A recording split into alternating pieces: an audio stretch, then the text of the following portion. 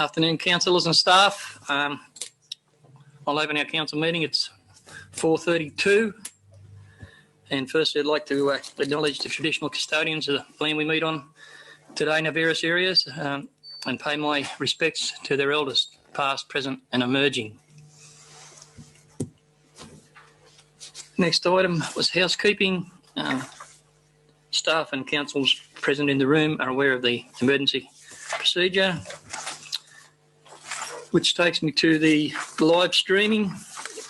All our meetings are live streamed, which basically means that anyone speaking in public forum, and we have a speaker in public forum today, that your voice will be recorded live and will be recorded.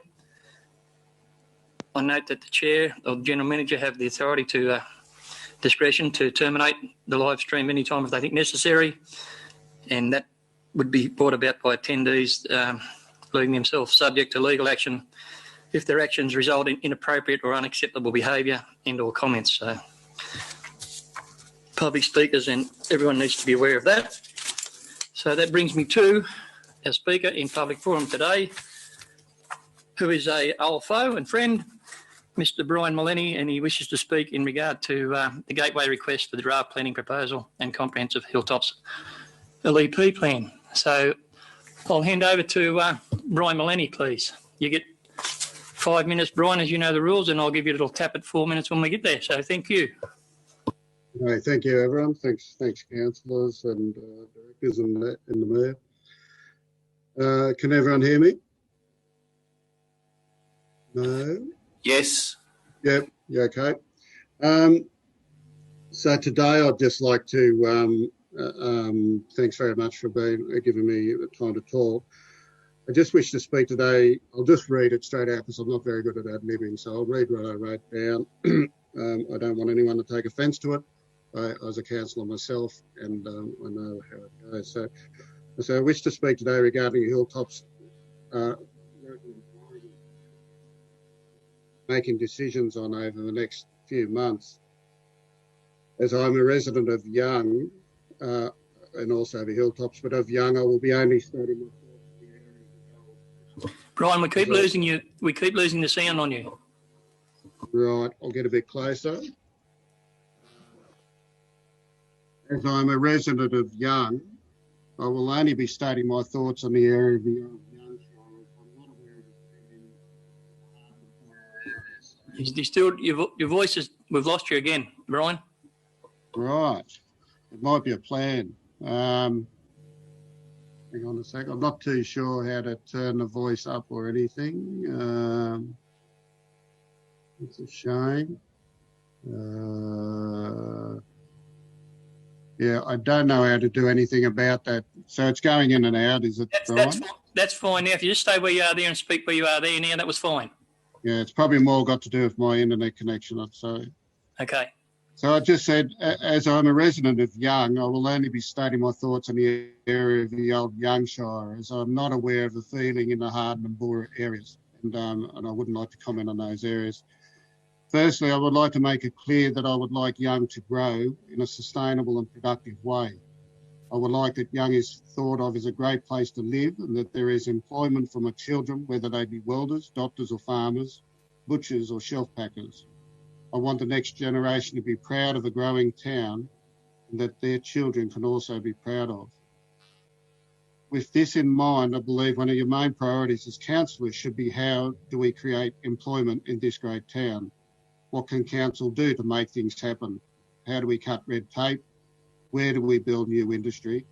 Where do the people want to live? And can we accommodate everyone, particularly if city people would like to move here?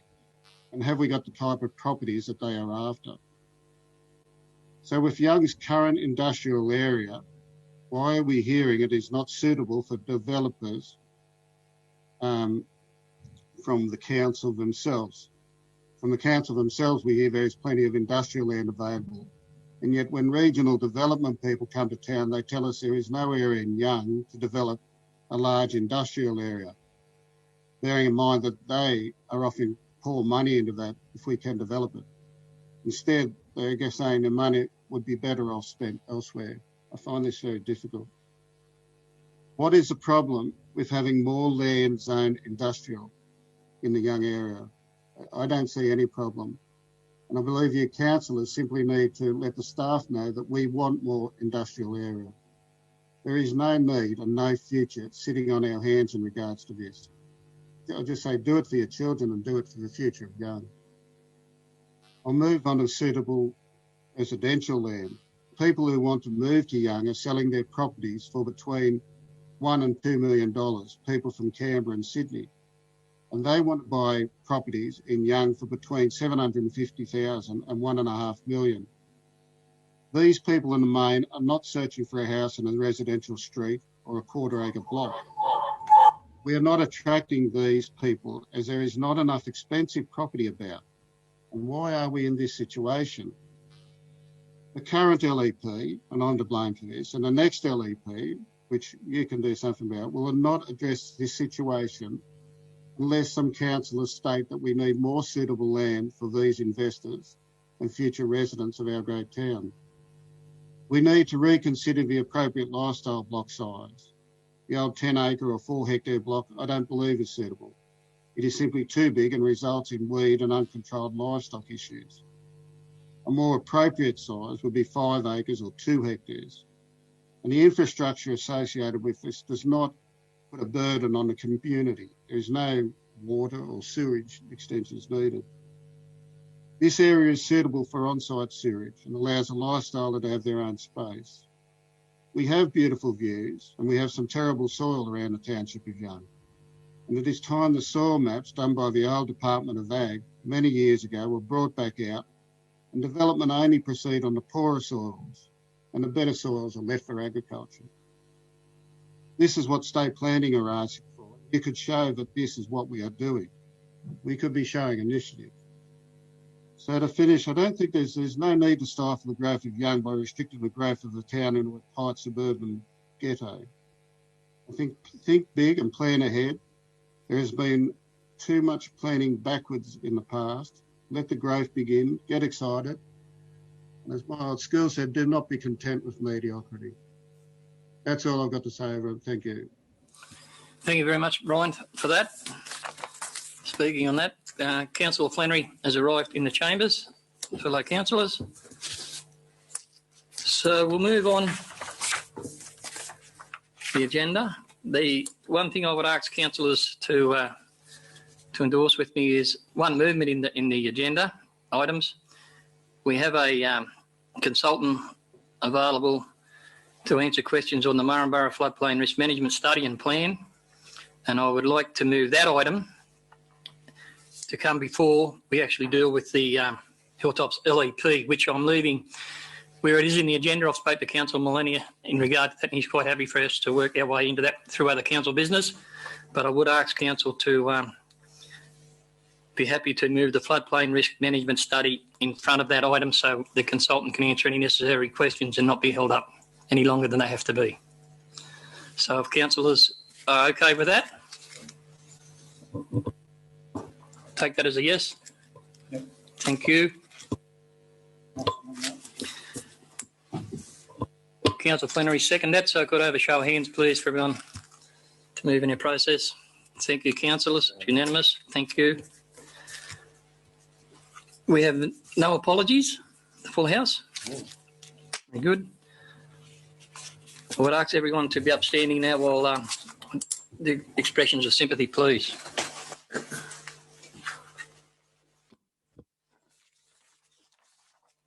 We'll have a moment's silence for the following, please.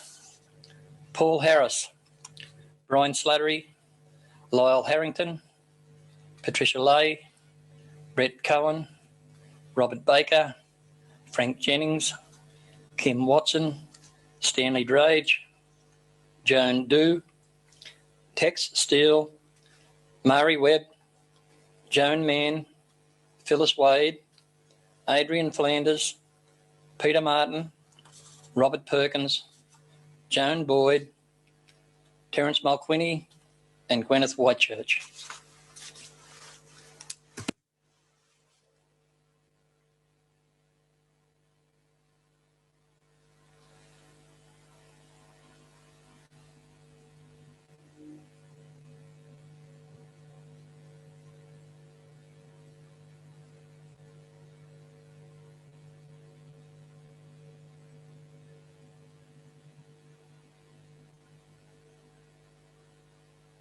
Thank you, everybody.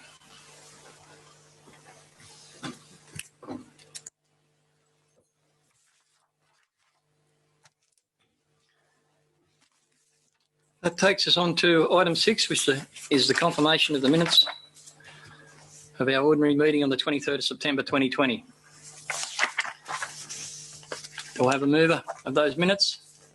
Moved, Councillor Manchester. Seconded, Councillor Flannery. Thank you. All those in favour? Unanimous. Thank you, councillors. Takes me to item 7, disclosures of interest. Do we have any disclosures of interest? Councillor Stadmiller. Mr. Mayor, I'd like to disclose a pecuniary interest in a confidential item in the business paper. I won't be voting on a matter and I won't remain in the meeting. Thank you, Councillor Stadmiller. Any other declarations of interest? No? Okay. Sorry, Councillor Tuckerman. Just a conflict of interest in item 15.2 in the confidential matters. Thank you, Mr. Mayor. Thank you. That's 15.2. And I saw Councillor Wallace. Thank you, Mr. Mayor. I'd like to declare a non-pecuniary interest in item 2204, the Sponsorship and Financial Assistance Funds. Member of the MURRINGO Community Association. I'm elected to take option B, stay in the chamber, participate but not vote. I'd also like to declare a non-pecuniary interest in item 12.8, the gateway request, as I'm the owner of 3 of the premises on the Heritage Register. I've elected option A in that instance. In 12.9, item 20/210, the Local Heritage Fund, I declare a pecuniary interest and I'll take no part. Item 2211, the Hilltops Heritage Review Study, I'm the owner of the same buildings mentioned in 2209. I declare that non-pecuniary interest and may take option A. Thank you. Thank you, Councillor Wallace, for that. Do we have any other declarations of interest? I have forwarded. Sorry, Mr. Mayor, I have forwarded those declarations to Mint Secretary, but only fairly recently. Okay, thank you for that. You've got them? Yep. Thank you for that, Councillor Wallace. Okay, so that's done. Mayoral minute. There's no mayoral minute. Takes us to item 9.1, the mayoral calendar. It's there for councillors to see. I might just mention one meeting that I had that isn't on that list because it only happened on Saturday afternoon, and I'm not bringing it up for discussion at this meeting. I just want to point out that the meeting was with the owners of the IGA building in Young, which was flooded once again. And it's a matter I've spoke to the General Manager about, and we'll be following up in about what works can be done with the railway line to ease that pressure off those buildings in our CBD. And there's a number of other issues we all know around it. I just want to highlight that. I don't want to go into debate about it tonight, but something's got to happen. And the other meetings are there. We had a meeting yesterday, as I said, with Steph Cook and Heidi Stratton and regional development people in regard to some matters. It was a very positive and a very informative meeting yesterday. So I'll move that my report be received. Does someone like to second that? Second to Councillor Flannery. All those in favour? Thank you, councillors. Moves me on to councillors' reports and meetings attended. We have Councillor Armstrong's there in front of us. Would you like to speak to it, Councillor Armstrong? No, Mr. Mayor, the meeting's as presented. Thank you. Councillor Horton. Thank you, Mr. Mayor. As I've reported in the business paper, I'd just like to speak about the Lachlan Regional Transport Group, which met in Canowindra a few weeks back.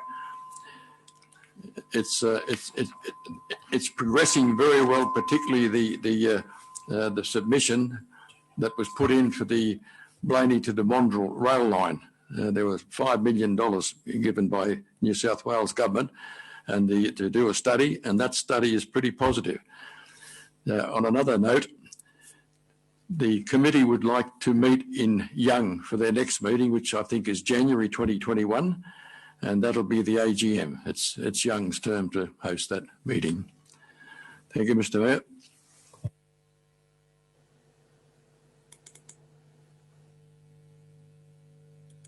to bear with me, councillors, we're on a different sound system here and I have to go back on and off. So we're up to Councillor O'Connor.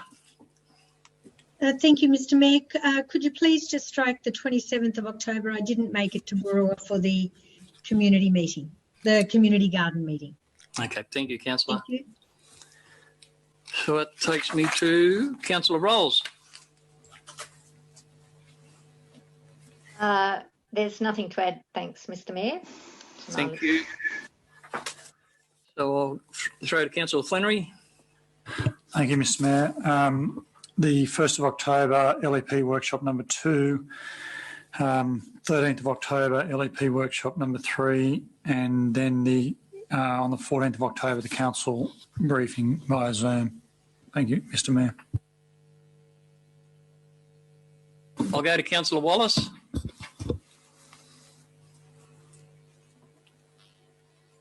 Thank you, Mr Mayor. It's exactly the same ones as Councillor Flannery, actually. Thank you. Thank you, Councillor Wallace. Councillor Manchester. Thank you, Mr Mayor. Just the meetings as minuted and including the RFS AGM at Kingsvale and the opening of the Barramanga Bushfire Brigade shed on the 25th of October to represent yourself, the Mayor, and today's meeting. Thank you. Thank you, Councillor, and thank you for attending that opening. I attended the Corella one on Saturday, and it was great to see those facilities being open for our rural fire service. Yeah, and the one at Barramanga was, there was probably 60 or 70 people attended. It was very well attended and a good day. Yep, no, very good. Councillor Stadmiller. Meetings as minuted, Mr Mayor. Thank you. Councillor Walker. Meetings as minuted. Thank you. Councillor Tuckerman. Yes, thank you, Mr Mayor. The 7th of the 10th was a financial assistance meeting, 14th of the 10th councillor briefing, and today's meeting. Thank you, councillor. How'd I go? Councillor Armstrong. We had, no, we did you? I think we've done all. Thank you very much. I'll move that those reports be accepted. Do I get a seconder? Councillor Armstrong, thank you. All those in favour? Thank you, councillors.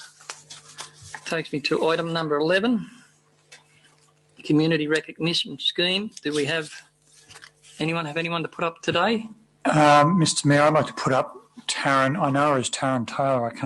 I think her name is Taryn Riles, who won or was awarded, was awarded the Public Schools Teachers Aid Assistant of the Year for Australia.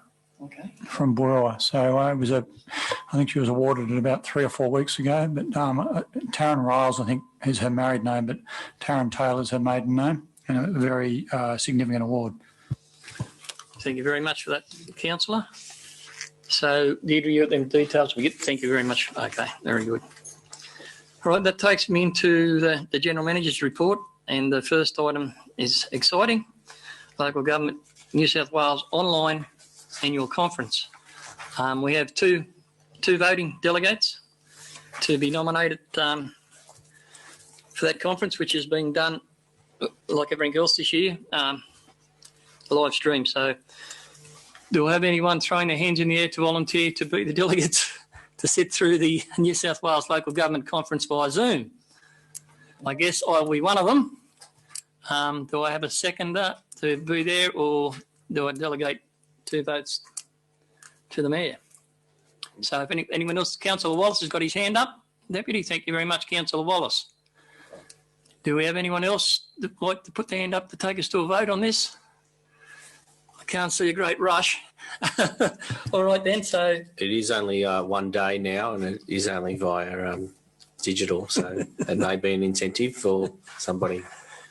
Okay, so councillors, we have myself nominated and Councillor Wallace.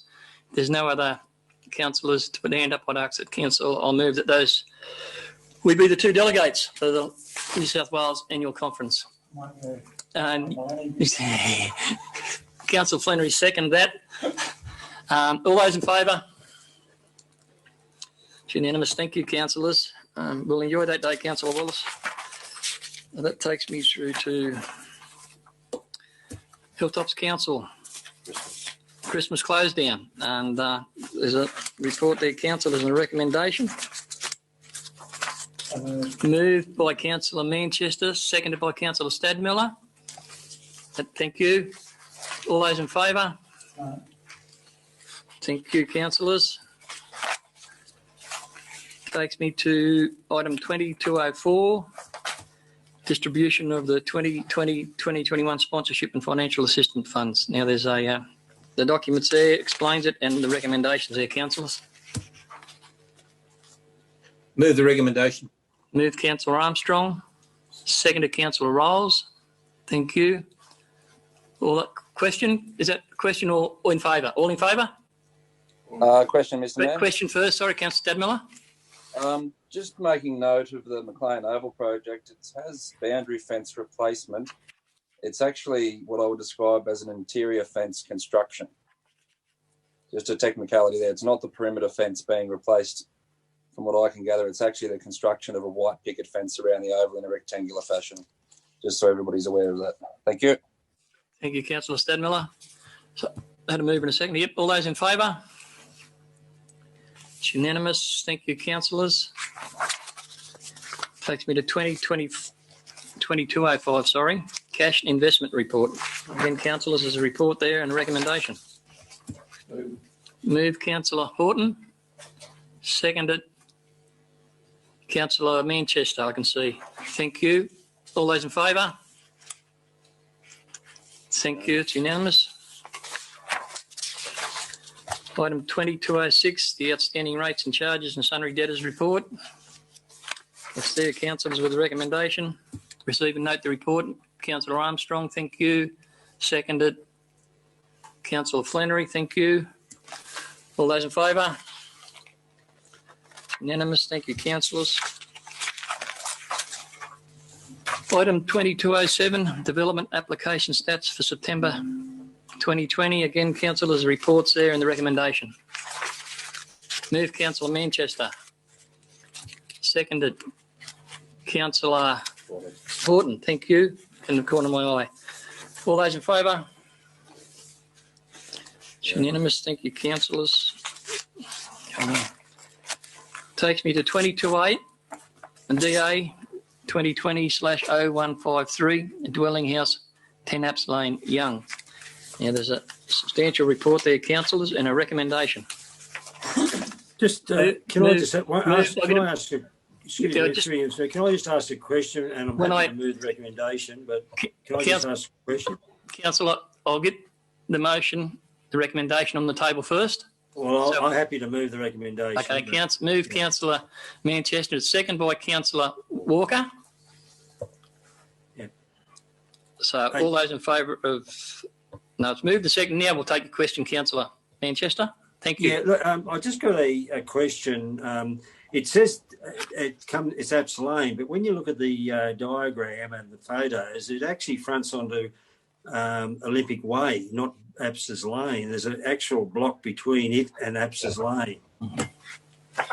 I'll throw to the Director of Planning, Claire, on that. Thank you. Through you, Mr. Mayor. There's no access off the Olympic Highway. The residential address is known as 10 Apps Lane. Councillor Walker's got a question, I believe. He's still on mute. You're on mute, Councillor Walker. Sorry.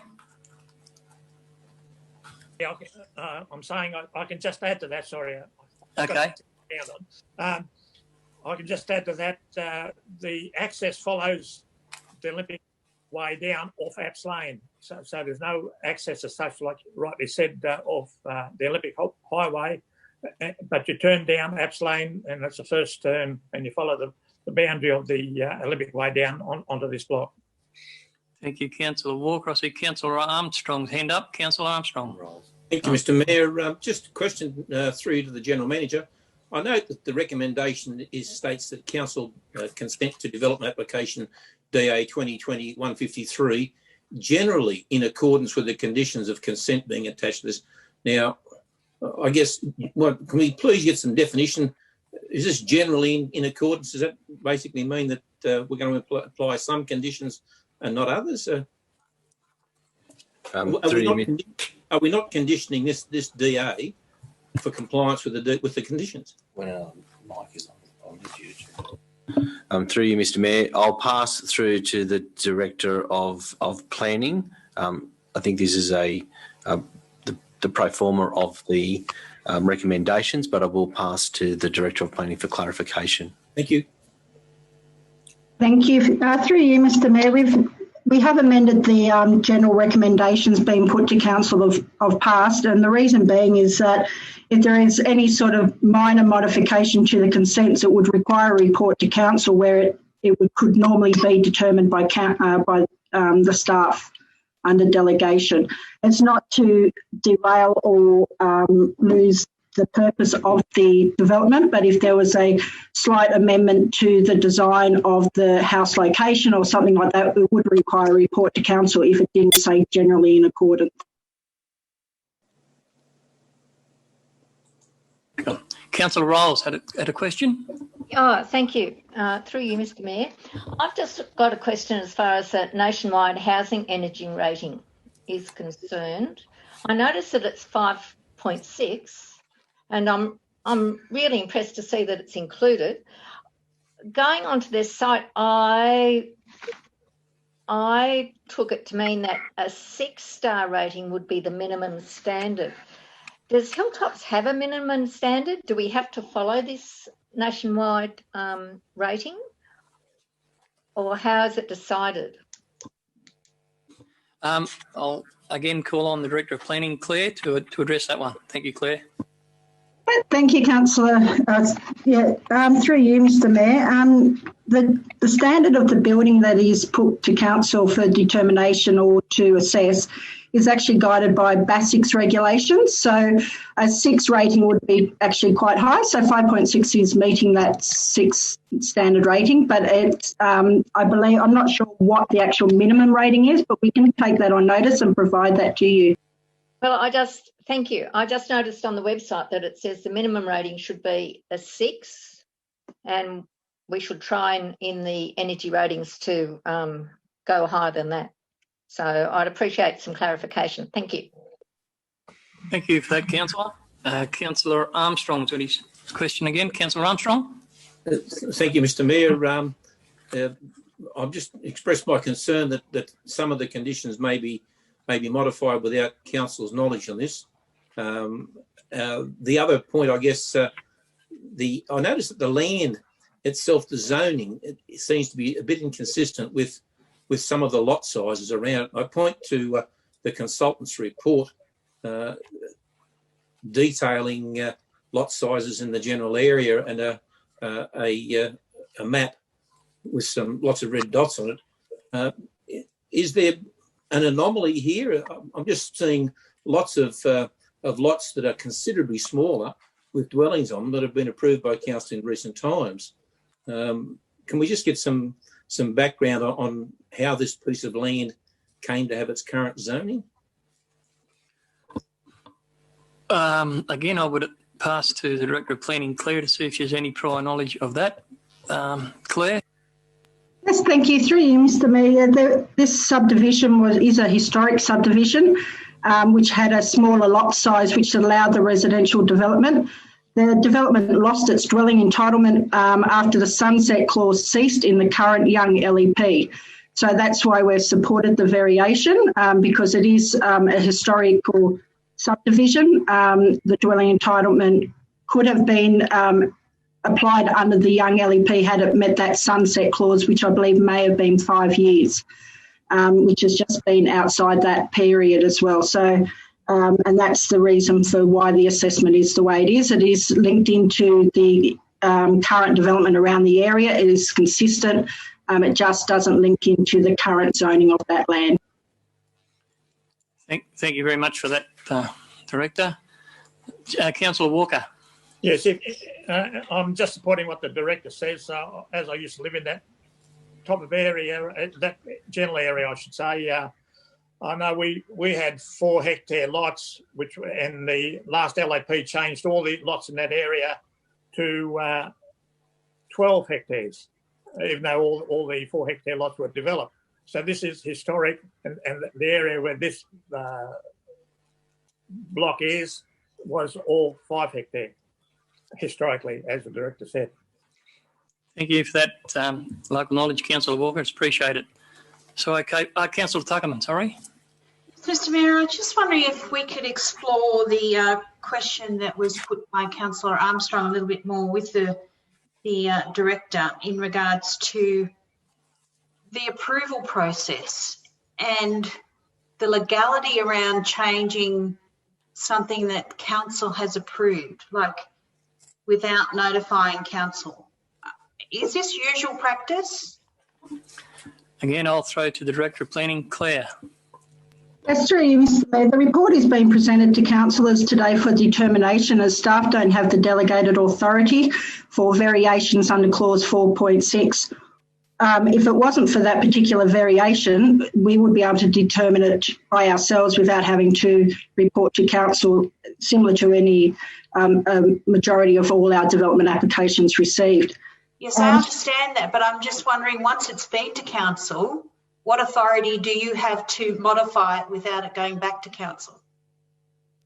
Through you, Mr. Mayor, that's potentially why we do say generally in accordance, because we don't want to delay the landowner from developing the land if we have to wait a 6-week reporting process back to council if it's just a minor amendment to the conditions. If it doesn't say generally in accordance, we could potentially delay development quite significantly if we had to report every time a change to a condition was requested by the applicant. If it is something that we consider that it would normally be under our delegation and authority to determine, that's why we do so. But if it's something significant like the variation or a change to the variation again, or another additional dwelling on that, or a second dwelling, that's why we would report it back up to council. Thank you. Thank you for that, Claire. That clears it up a bit better for everyone, including myself. So, council, we've had a bit of discussion around it. We've had the recommendation moved and seconded. I'll put the recommendation. All those in favour? Could you hold your hand up, please, for me, council, so we go around what my counter getting counted? They're all up. Everyone, Councillor Stadler is 4, so it's unanimous. Thank you, councillors. Takes me to where I said I was going to bring item 12.12, the Murrumburrah Floodplain Risk Management Study and Plan, to the agenda. As we have a consultant on board to answer any questions that may be needed to be answered from any questions. So I'll just find my page. 67. Pardon? 867. 867. Page 67. 867. That's the second volume. Yep, okay. 860. Volume 2, page 867. Councillors. Thank you. Okay. Sorry about that, councillors. I had it marked, but in the wrong book. So there's the Murrumburrah Floodplain Risk Management Study and Plan. The report's there. And there's a recommendation there. I have someone to start off with moving the recommendation. Councillor Horton and seconded Councillor Rolls. Thank you. Now, councillors, any councillors with any questions or queries or concerns in regard to this item? We have, and the name was given to me earlier on of our consultant, and I've misplaced it somewhere, who's there with us somewhere. Reece, hello. Thank you, Reece. Sorry about that. So if any councillors got any questions they'd like to ask in regard to that matter? This might be very simple, Reece, for you. Okay, councillors, if councillors are happy enough that with the report as has been presented and the recommendation that's been moved and seconded, I'll put it. All those in favour? Aye. It's unanimous. Thank you, councillors. And thank you, Reece. How easy was that? Thank you. See you. You're welcome. So then now that'll take me back to my other book, to item 2209, the Gateway Request, Draft Planning Proposal and Comprehensive Local Environmental Plan. Now, councillors, what I will preempt before I get someone to move the recommendation and second it is that I will be suggesting that we go into committee of the whole for this matter, because I would think there will be discussion about it. So I just want to preempt that. So I have someone to firstly move the recommendation. Councillor Flannery, thank you. seconded Councillor Horton. So having this been moved and seconded, Council, I would now ask that we move into Committee of the Whole to discuss this matter. All those in favour? Thank you, councillors. We will now move into Committee of the Whole in regard to the... Mr Mayor, Councillor Horton. could I just, on the last issue on the LEP, congratulate Director David Rowland, Bryce and all the staff involved. Councillor Flannery and I have been on that committee. It's been going on for probably 3 or 4 years now. They've worked very, very hard, very diligently, and in my view, they've done an excellent job. I'd just like to congratulate the staff. Thank you, Councillor Horton. Councillors, if I might just lead off. Normally I don't like taking the first lead, but I'd just like to bring up something that I think we should consider changing in one of our recommendations, and it relates to the A1 rural land area that we talked about in the previous BOOROWA and previous Harden Council had 40 hectares and Young was 170. And in our workshops we went through, and I was one who spoke for maybe harmonisation and bringing everything together and saying, well, let's all go to 40. On reflection and hearing some commentary back from some departments and also some community people, but not so much the community, but the feedback from the state authorities, that there could be red flags all over trying to adjust our LEP back to all 40 hectares. I think there'll be pushback from the state government. So on reflection of that today, I thought rather than send a recommendation through to the gateway process looking for complications and problems, my strategy in regard to that would be to send through a recommendation that Hilltops Council maintain them areas as they were in the previous council areas, that being BOOROWA remain at 40, Harden remain at 40 and Young remain at 170. I believe it's worked that way in the past, and I believe that would be a better approach to take to the state authority rather than saying we want to change everything to 40 and having then having to provide substantial backup to achieve that end. I think, as I said, as a strategy, I believe it would probably be better if we changed that recommendation that we would like to leave the area for that particular part of our LEP remain as it is today. So that's just from me to start with. So I'll open it up to it, and there'll be other areas that people want to speak about. So that was just on that. So Councillor Walker. If I may just add to that, I agree with you wholeheartedly on that suggestion.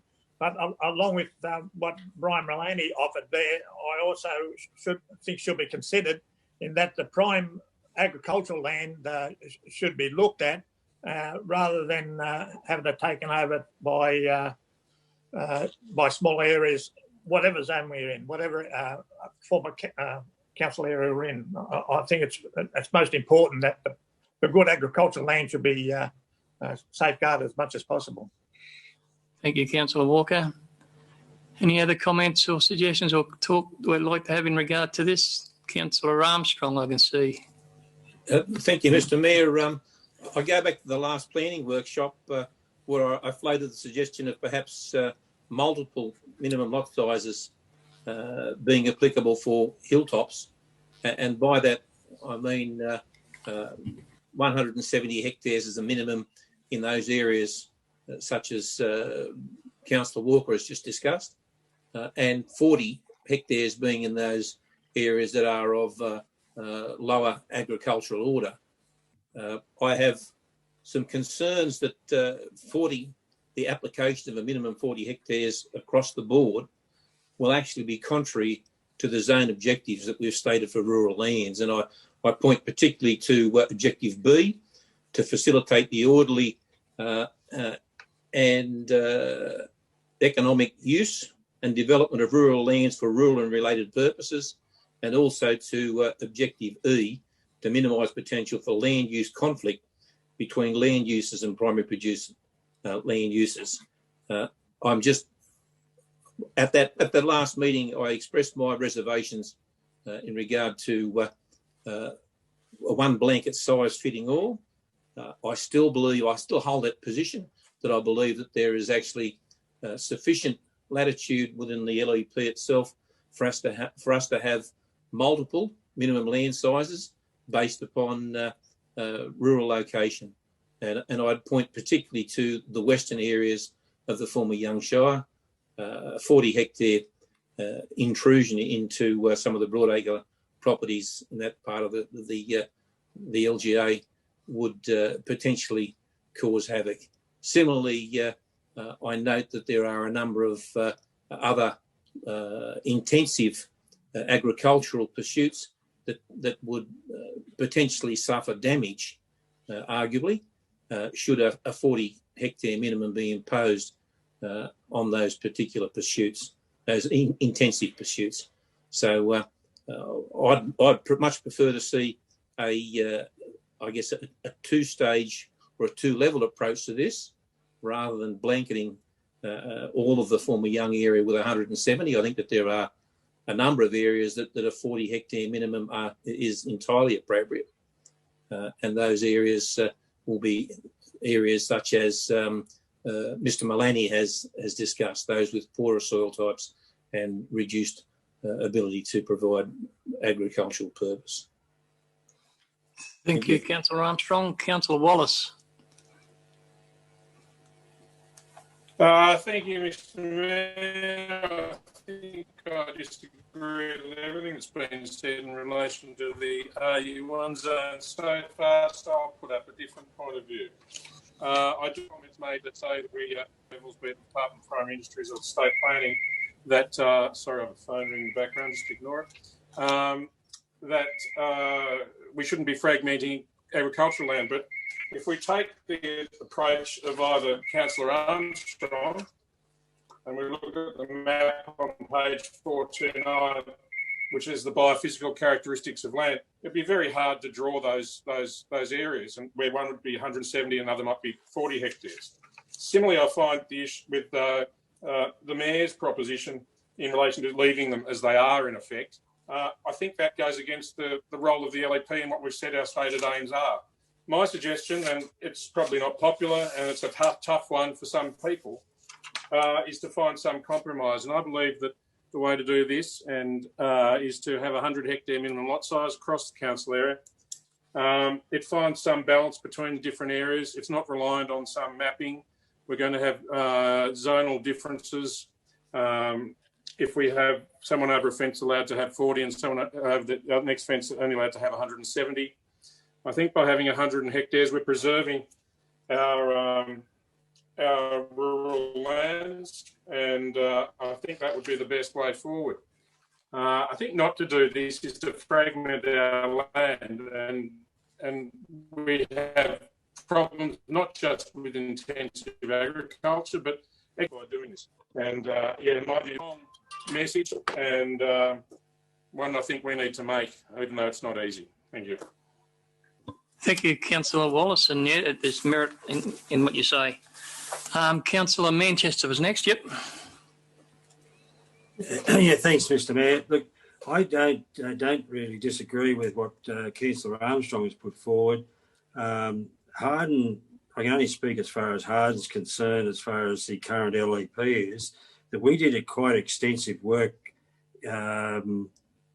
back in the so 2005, 6, 7, 8, around that period, and did a lot of consultation with the residents, and 40 hectares was what they thought was the best fit, and we fought hard against the Department of Planning, who at that time tried to put in, I think initially it was about 400 hectares and came back to 200 hectares minimum lot size.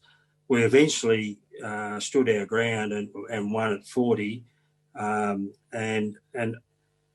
I don't disagree with Greg in saying that I think that that we can have various minimum lot sizes across the Shire. There are areas that lend themselves to 40 hectares and others that lend themselves to, say, 100 or 170 hectare minimum lot size. But it does concern me around some of the intensive agricultural setups that if we do allow too many noses to adjoin those those industries, that we could end up with some concerns there, and that certainly concerns me. But whether we can set up a reasonable buffer zone around those that would say if they did fall within the 40 hectare subdivision, that we could possibly set up a I don't know, a half a kilometre buffer zone or a kilometre buffer zone around it, whether that's possible. I don't know whether any of the planning people are there that could answer that question. But I believe we could have multiple size, I'm not saying too many, but have a couple of, say, 40 and 100 hectares or 170 hectare minimum subdivision across the Shire. But we need to protect the intensive agriculture fraternity too, because that is a bigger employer and brings a lot of investment into our region. Yep. Councillor Walker had with his hand up next. Go, Councillor Walker. Yes, I agree.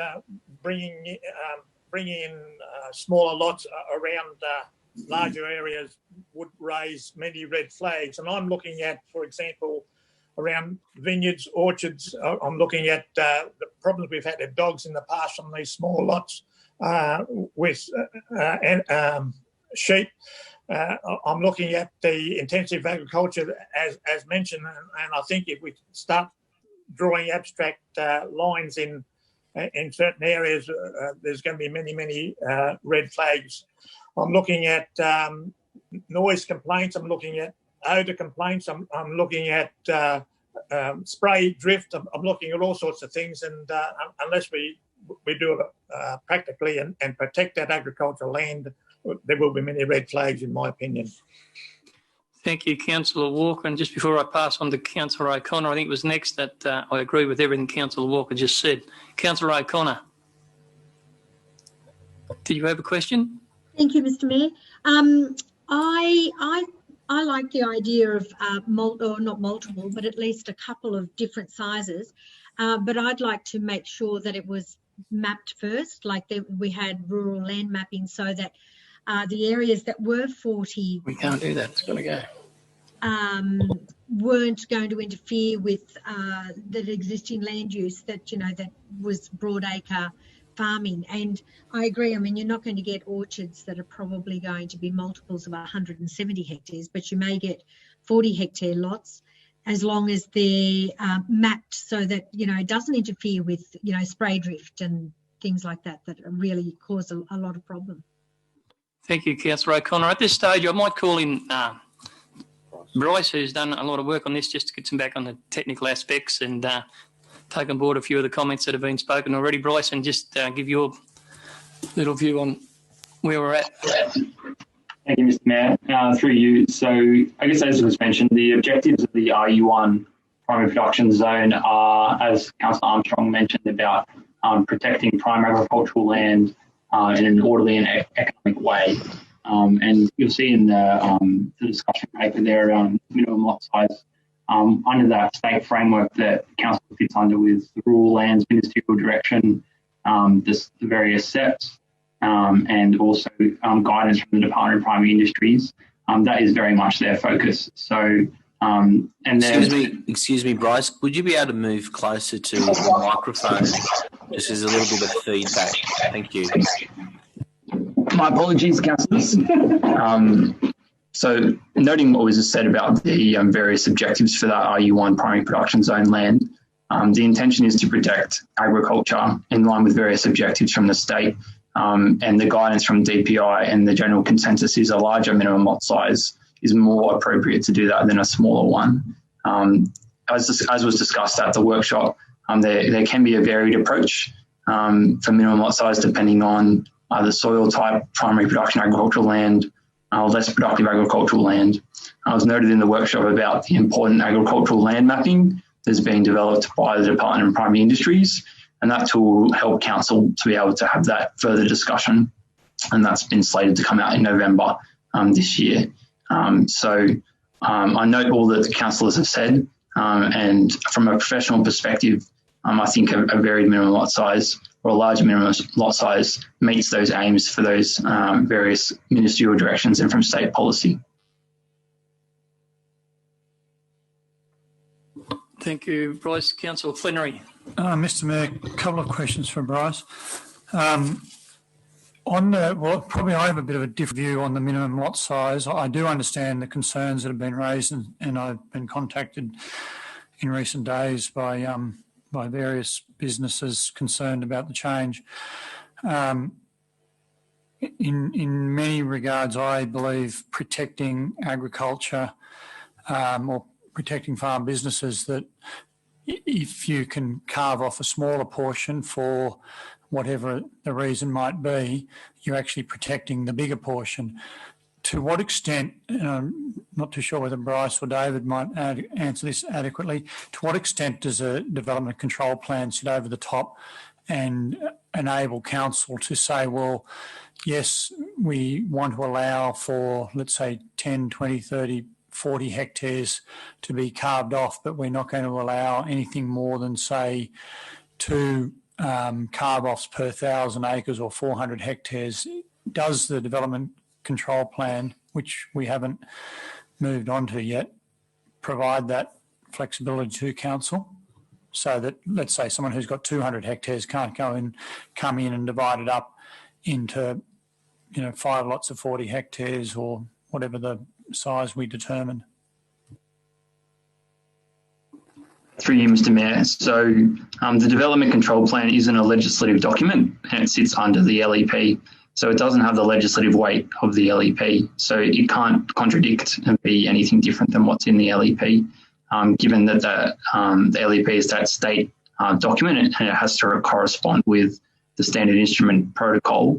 And that wouldn't necessarily work through that medium of the Development Control Plan. So that's not that avenue for that to occur. So I guess it's worth to note that the minimum lot size is in relation to a dwelling. There is other options to build or to construct other dwellings on a lot, such as a secondary dwelling, which are commonly known as granny flats, on the same site. So there is different variations to occur through that LEP process of other permissible uses. But to have that variation that you mentioned there, Councillor Flannery, in the DCP, it wouldn't hold any legislative weight, and it wouldn't be enacted in that way that you've discussed. Thank you. Clearly I just see a problem where, if you're concerned about land being broken up, getting them broken up into 300-acre lots or thereabouts or 350 is more disadvantageous, both to the protection of a farm business and also to the protection of farmland, because I think those who can afford, might be city investors, they don't really have an appreciation of the area. And having land disaggregated into 350 acres, I think, is far worse. On a separate issue, it's noted that educational establishments are going to be removed from RU1. I think they were previously in the Young LEP, but they weren't in Harden and BOOROWA in the notes. To what extent would that preclude, let's say, an agricultural institution using a farmland for agricultural purposes? Does an agricultural establishment mean a boarding house associated with it, or could we get some clarification on what that means? Claire, is that in your area or back with Bryce? Back with me, Mr Mayor. Let me just give me a few seconds to go through the documents and check that zone. But my understanding of that land use educational establishments is mainly associated with TAFEs and other kind of state-run educational establishments like schools and TAFEs. And they're governed by the a state environmental planning policy, a SEP. So if what you're discussing is about kind of a private enterprise, an economic enterprise establishment for agriculture, I can take that on notice. But that particular definition that you mentioned is mainly around large institutions like TAFEs and schools. So I would have to take that on notice and get back to you.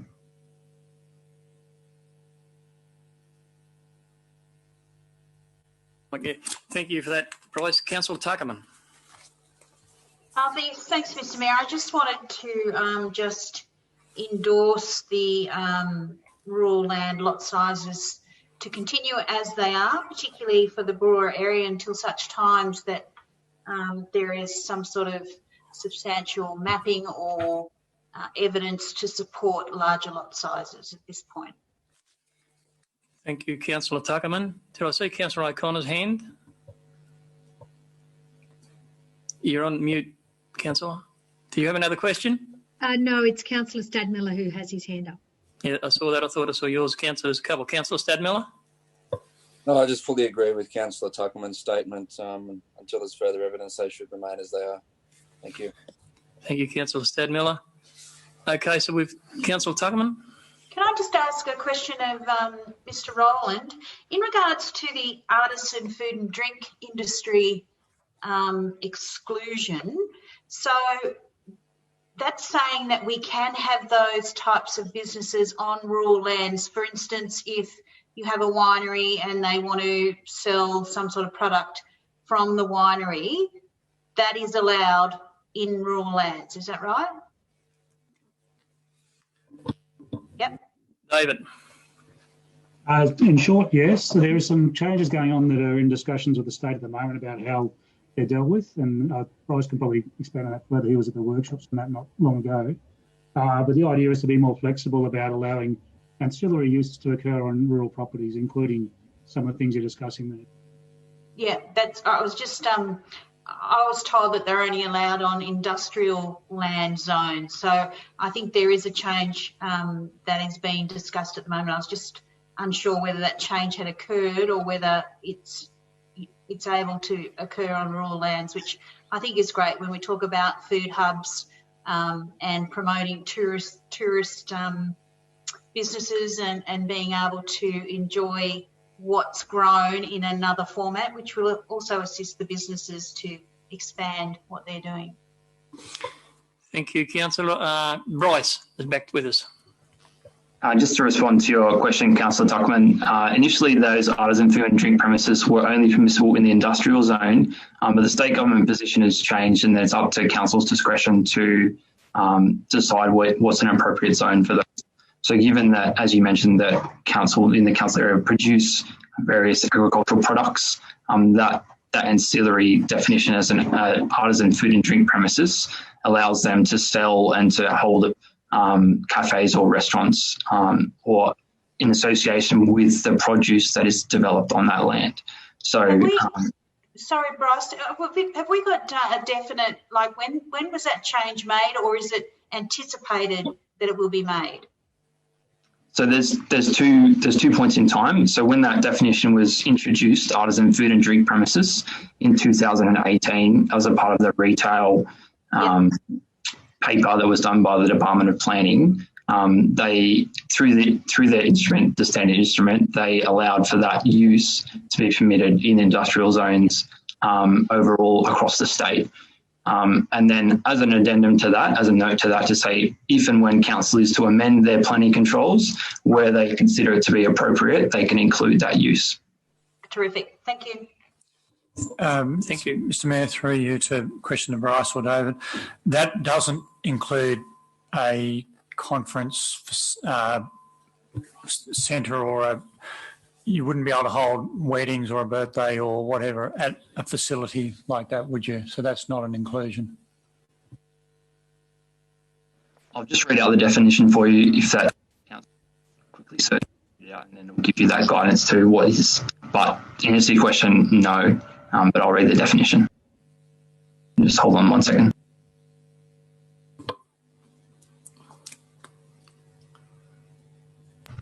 So under the standard instrument across the state, this is the standard definition for artisan food and drink premises or industries. It means a building or place, the principal purpose of which is making or manufacturing boutique, artisan or craft food and drink products only. It must also include at least one of the following: a retail area for the sale of products, a restaurant or cafe, or facilities for holding tastings, tours or workshops. So that's how that use is defined. So it has to be in connection with the produce that's made on that site And ancillary to that, they can have a retail area to sell their goods, have a restaurant or a cafe, or have facilities to hold tastings or tours or workshops. Thank you for that. Very good. Okay, so we've talked about that area of the LEP. Is there any other areas, Councillor Walker? Yes, if I may, and I think I'm thinking along the same lines as Brian Maloney, but a little bit deeper. I'm very disappointed that there's no heavy vehicle route identified around Young. At the moment, I think if we look at long vehicles, we look at wide track vehicles. If we look at over heavy vehicles, they can't negotiate Young. Now, for example, if there's wind farms, as the wind farms are going up in the BOOROWA region, those facilities can't come down any road in or around Young. And Brian Maloney also mentioned industrial land, and I've been a strong advocate for this for many, many years. Even though we've got, or may not have enough industrial land identified, it's very hard to access. It still needs power, water, sewer, and all those services that are associated with it. So we can pretend that we've got the industrial land, and we pretend that they can be serviced, but in fact, there's no road service to service industrial land if we did have it. And I think it's a major concern within the LEP. Okay, thank you, Councillor Walker. In regards to those matters we talked about, is there any other matters in the document or recommendations that anyone feels they need to like to address before we go any further? Councillor Horton. Sorry. Thank you, Mr. Mayor. 60 or 70% of the income in Hilltops comes from agriculture, and it's highly important that we look after the broad acres. We start selling off blocks 175, 200 hectares, you're talking over 400 acre blocks, and it won't take too long to eat up that valuable agricultural land. I'm more in favour to be selling off in smaller blocks like 2 hectares, 4 or 5, 6 acres for a lot of people from the country or from the cities who would like to come out and have a few horses, put in a few grapevines, whatever, and at the same time grow the hilltops in population and in income, but protect the bulk of our first class and best agricultural land in Australia. Thank you, Mr. Mayor. Thank you, Councillor Horton. Councillor, any other councillors with any points to discuss in the LEP? Councillor Horton, Councillor Walker. Yes, if I may, there's quite a few typos in the, I picked up a few typos in the historic section. If I may identify them at this point, or do you want them now, or do you want them sent through in a different way? For example, on page 773, 538 of the report, Carrington Park and the Band Rotunda. It says this place has historic, and again, historic significance. So could we just see what's meant by that? And also, as part of that, there's no mention of the memorial gates or of course, the tunnel between the courthouse and the former courthouse and the jail, between the high school and the TAFE. On another point, the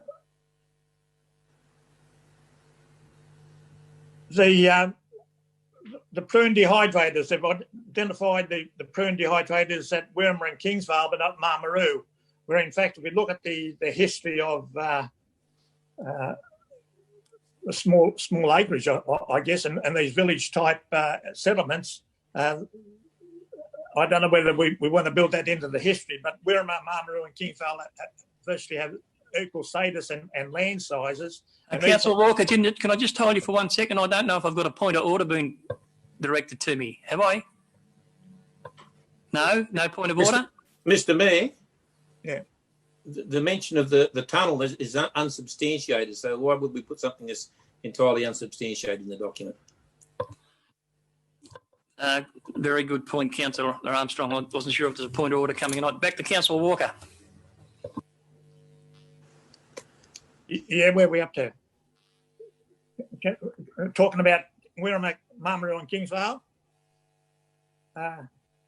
They're significant historic areas of equal, but Murrumburrah's not mentioned with the Fern dehydrator anywhere, and the soldier settlement areas of original settlement could be of, and indeed the co-op, the rural co-op that went with it is a fairly significant rural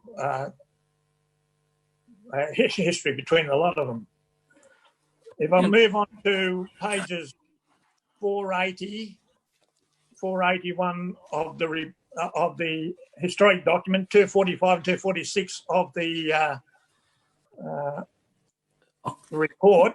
Councillor Walker, Walker, what we might do, I mean, they're extensive and we don't want to miss out on this, so what I might ask you to do is actually contact the General Manager in regard to this specific section you're talking about with this historical matters, and document them for the General Manager so that he can deal with them with the appropriate staff in the appropriate manner for you. I think that would be the way to go about it, if you don't mind. Okay. Thank you. Appreciate that. Been handled, yeah. Thank you. Councillor Armstrong. Thank you, Mr. Mayor. I did contact David Rowlands early today in regard to a question in regards to the B4 mixed-use zones and its applicability in the young CBD as opposed to perhaps a B2 local centre zone. I'm just wondering if we could get some feedback on that.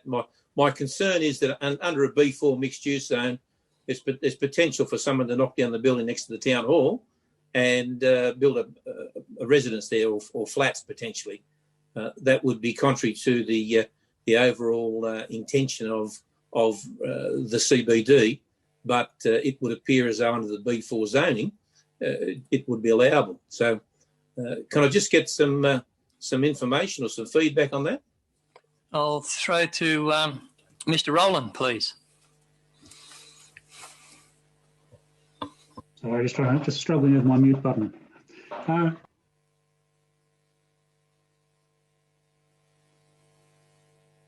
Again, can you hear me now? What's happened here? I can hear you. Okay. So, so as we discussed earlier today, the B4 zone is proposed to be used for each of our town centres, which is a variation from the 3 LEPs where Boorowa was in the B2 zone.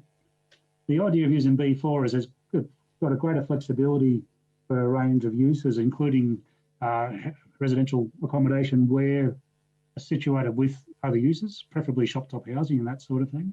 At the same time, though, the amount of land that's actually in the B4 zone currently, particularly in Young, is so large and has so many different uses in it, including residential, that the B4 zone currently supports residential development, which means there is some risk that you'll get these outcomes which are not consistent with the objectives, like having residential in the main street, which we raised earlier today.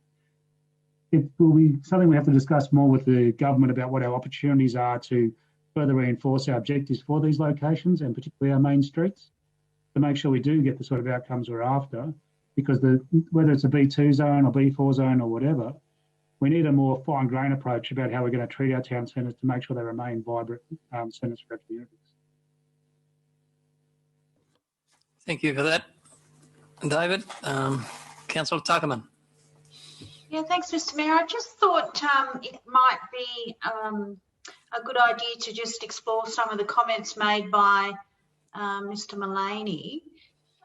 Do we have any comment from David in regards to the industrial zones in Young? And I note the strategic plan identified different ways of being able to achieve different interfaces. Do you think there's sufficient land, though, that's been designated? Through the mate. In general, yes. If you look at the whole of Hilltops, yes, it's more about what types of industrial land we're trying to accommodate into the future. So ranging from your incubator type industry, which might start up as a home industry, right through to large scale regional and state level manufacturing and industry activities. You're not going to find anywhere in our towns at the moment that accommodate one end of that spectrum right through to the other.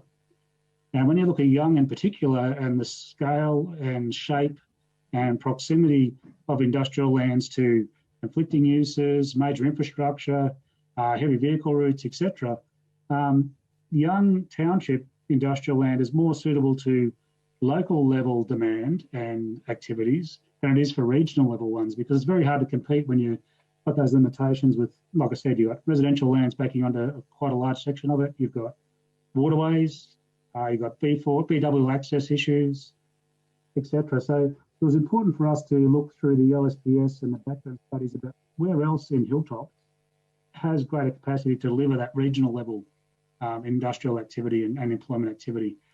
And the areas that kept popping up through the employment land supply conversation and also the industrial lands review and economic strategies was actually lands which are closer to where the demand is, the supply, where the demand is from our bigger centres, etc., but also where your state and national infrastructure is, such as the Sydney-Melbourne rail line, the Hume Highway, the Olympic Way, etc. So what that was getting across to us is the big footprint manufacturing, etc., has to go somewhere that actually is close to those things, can actually be competitive regionally and at a national scale. And the locations are more suitable to doing that were new fronts such as Cunningar, potentially, compared to trying to squeeze it in or shoehorn it into existing industrial lands with all those limitations that currently exist around them. So if you look at it in its entirety for Hilltops, yes, there's enough supply, but if you try to find the answer to everything in just one town, no, we just can't do that. It has to be seen in a broader sense about how we're trying to achieve that. Thank you for that, David. Thank you. Councillor Walker, and we're going to go.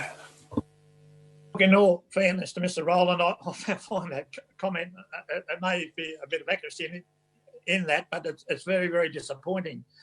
If we do we want industry attracted to this area or not, and what are we doing about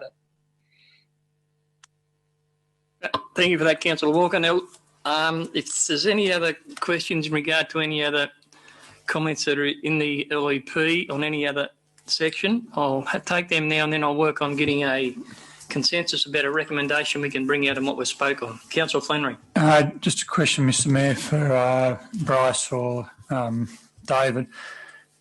Assuming we do put forward the, or if Council determines to put forward the existing RU1 lot sizes, minimum lot sizes, and the government come back saying they're not happy with a variation, what will be the process for the LEP? Will it just come back as a one item to Council for a review, or do they bring the whole LEP back? Is it just a toing and froing, do you know?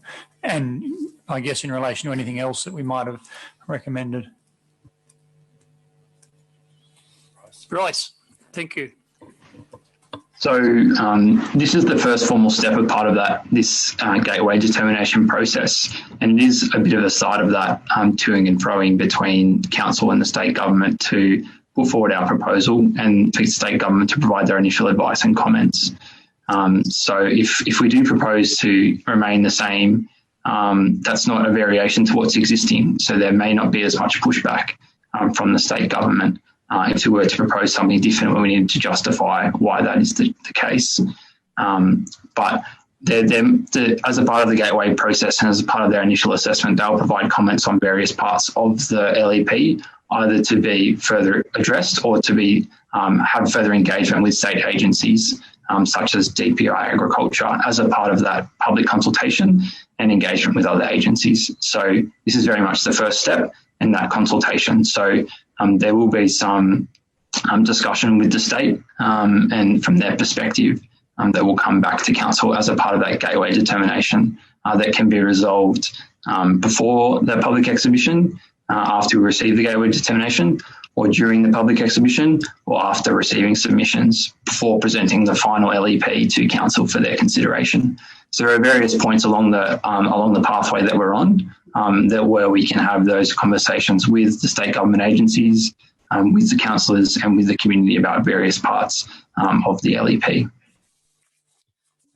Thank you for that, Bryce. On that note, councillors, I think the point that we spoke at length on is in regard to the size of those rural blocks. And from all the conversation I've heard around the table, the recommendation that sits there currently that says we support changing it to 40 hectares everywhere isn't really sitting that well with a lot of us and a lot of councillors at the moment. Out of the discussions we've had, there's two options I've wrote down there that we could change that in that recommendation from council in regard to that matter, and that is the one that I mentioned earlier on about staying the same as the previous areas were, and there was also talk and some consideration in regard to changing the size to keeping them all the same but at a lesser number, and for one and a bigger number being 100 hectares by Councillor Wallace, which talked about harmony and bringing consolidated things together. Councillor Armstrong mentioned that he'd like to have a look at different sizes in one particular area of our shire. I don't know if we have enough information or mapping or planning to achieve that aim at the moment, at this stage in the process. So I'm really considering just saying to councillors now, I'd like to put up the two that that have been suggested by councillors, that as our recommendation, it is only as our recommendation, as we said and Bryce said, to go through to the gateway process and see what the state comes back with us and let us know how we're going and have those talks. So we've got to start somewhere, but what I've heard this evening is that what's currently there, the recommendation, isn't what the bulk of councillors want.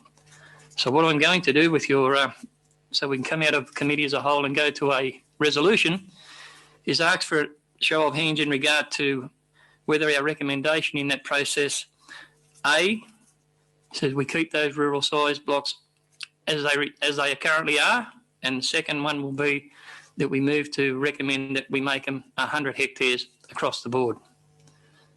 So I'd ask councillors for a show of hands. Our commentary says that we'd like to see the areas stay the same as they currently are, that being 40 hectares in BOOROWA, 40 hectares in HARDEN and 170 in the Young District. So if we could have a show of hands, please. That be our commentary. 1, 2, 3, 4, 5, 6, 7. So I've got 7 hands there that I can see from here. My counter's just left me. So thank you, councillors. So the councillors that would like to see it, our commentary say 100 hectares for all across the board.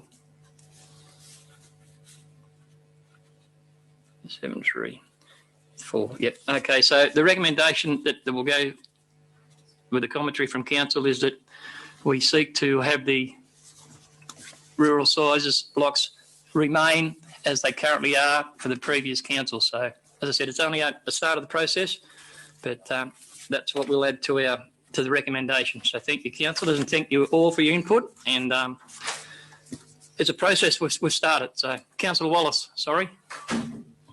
Mr. Mayor, this once we come out of committee, this will be formally put. I'd like to speak against it, if I may. Yeah, no, that's fine. Yep, we'll go through the process for sure. Yep. Thank you. Councillor Walker. Is there any note or anything being done about a proposed heavy vehicle route for Young? Any staff would like to talk about? Got any comment in regard to that? No, I haven't. Not to my knowledge.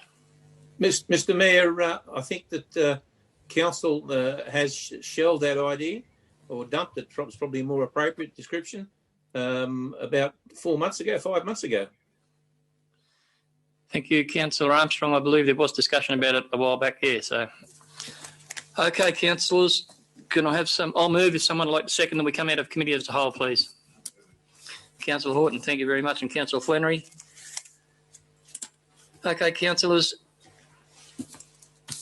we're on the gateway request, and the recommendation is there, and there's an added dot point to go to the recommendation that council change its recommendation for the proposed lot sizes for the RU1 primary production area, and that recommendation is that they remain the same as they currently are, being 40 hectares in former BOOROWA, 40 hectares in the former HARDEN, and 170 hectares in the former Young council areas. So that's what the dot point C will be. So having said that, we had a mover and a seconder before we went in, didn't we? Yep. So with the move, is the mover happy, firstly, to adopt that dot point C? Yep.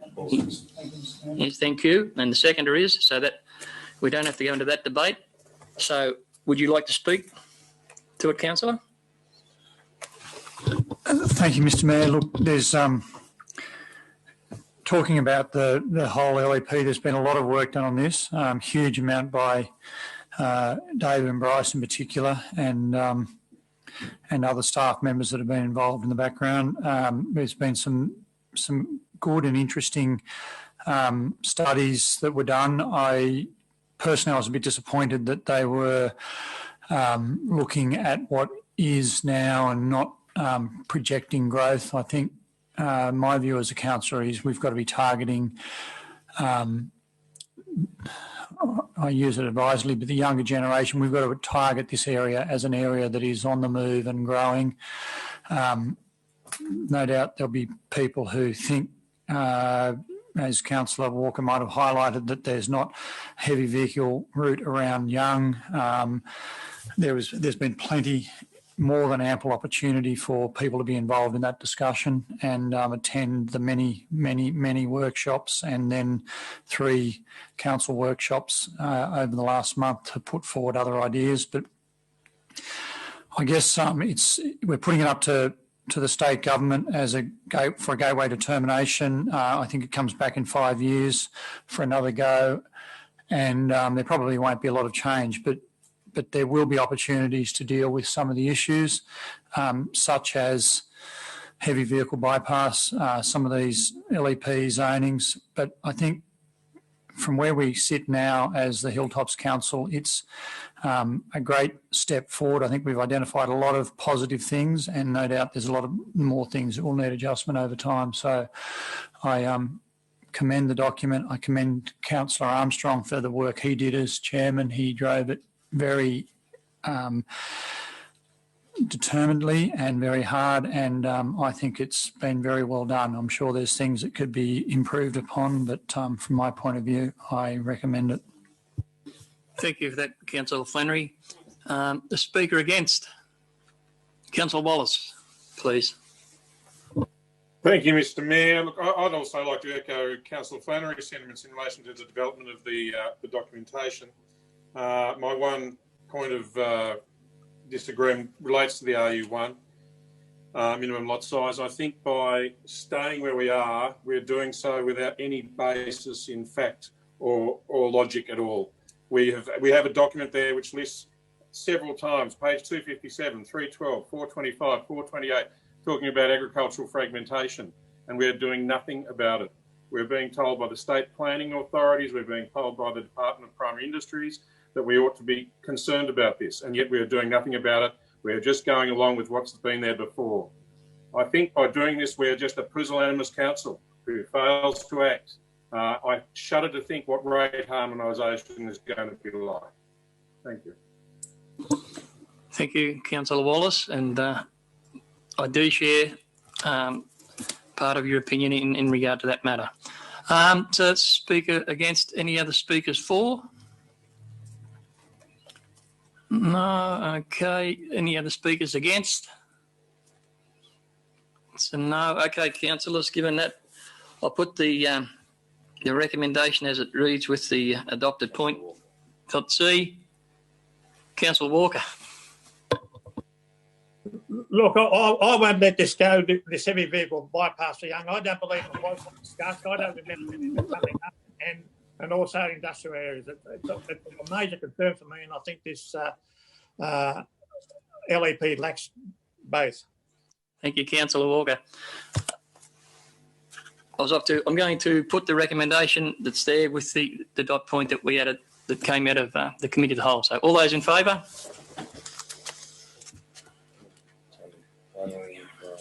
Ingram, Orvar, Armstrong.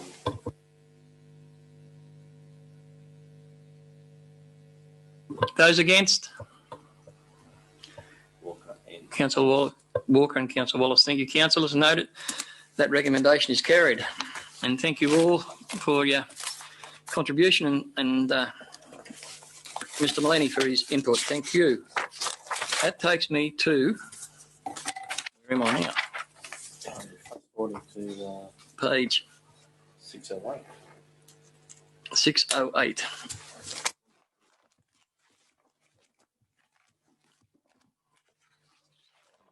Which is, councillors, we're all there, 2210, the Local Heritage Fund 2020-2021, which Councillor Wallace had indicated, I think was one of them. Yep. Yes, so that, 608, volume 2. 608, yeah. So the report's there, councillors, and the recommendation is there that Council endorsed the distribution of the 2021 Local Heritage Grant Funds totalling $36,000 to projects identified in Table 1 within this report. Do I have a mover and a seconder for that? Moved, Councillor Manchester, thank you. Seconded, Councillor Horton, thank you. Any questions in regard to that report? If not, I'll put the recommendation. All those in favour? It's unanimous, I believe. Thank you, councillors. Just to note that Councillor Wallace is not. Councillor Wallace declared and said that he would. Oh, right. Yep, it's one of the ones he declared, Deirdre, that's correct. Thank you. Okay, so that takes us to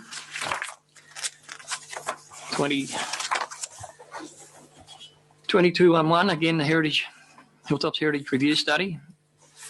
There's a report there and a recommendation there, Council, and there's a substantial report there in regard to that matter. So I have a mover and a seconder for that report, please. Councillors Horton, thank you. Second to Councillor Rolls, thank you. Any questions? Councillor O'Connor's got a question. Yes, just on page 673, where the Harden District Hospital is still mentioned and it doesn't exist anymore. So we just need to remove that bit. What page was that in? 673. 673. All right.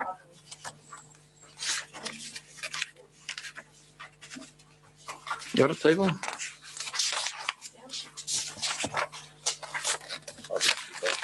Halfway down, Harden, MURRUMBURRAH, Harden District Hospital, no longer being. Thank you, councillor, for that. It's been rectified. Any other pickups or questions, councillors, in regard to that item?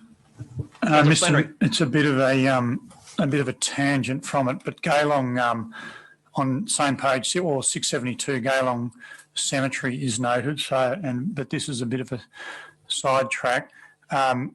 Gaylong Cemetery is maintained by the Friends of Gaylong Cemetery, so council isn't responsible for any of the maintenance, and an amount each year was afforded by the council, a bit like the village grants for the Friends of Gaylong Cemetery to maintain that. And I've been advised that they haven't received funding from council for 3 or 4 years, so it's all voluntary. And a lot of work is actually done by St Clement's, by their, well, I think they've only got one staff member, but there's been, so could I request the General Manager follow up on that? I'm not too sure if it's 2,000 or 4,000 a year that they normally receive, but I'm advised they haven't received money for a number of years.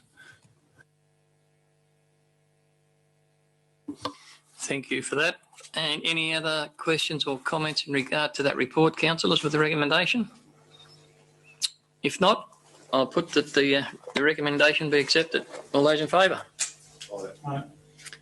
It's unanimous. Thank you, councillors. Takes me over to 2212. This is an update on Landing Flat Chinese Tribute Garden project that we spoke about at the briefing, and we've met the staff out there. So there's little bit of a report there, councillors, and a recommendation. Do I have a mover? Moved Councillor Armstrong, thank you. Seconded Councillor Rolls, thank you.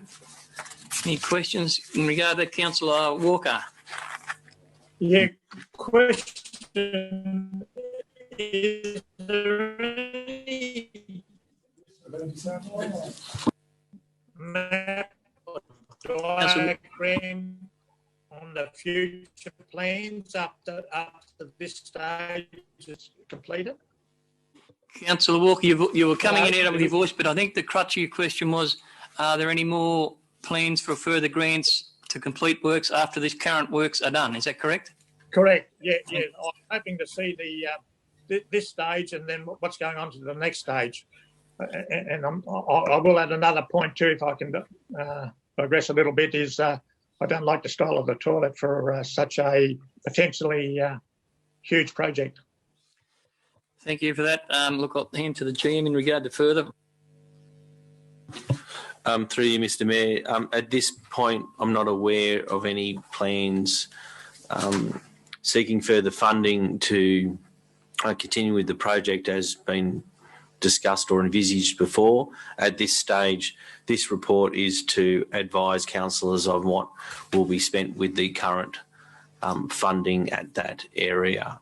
But certainly it's, should councillors wish us to pursue funding for the lambing flat area, we can certainly look into that when grants become available.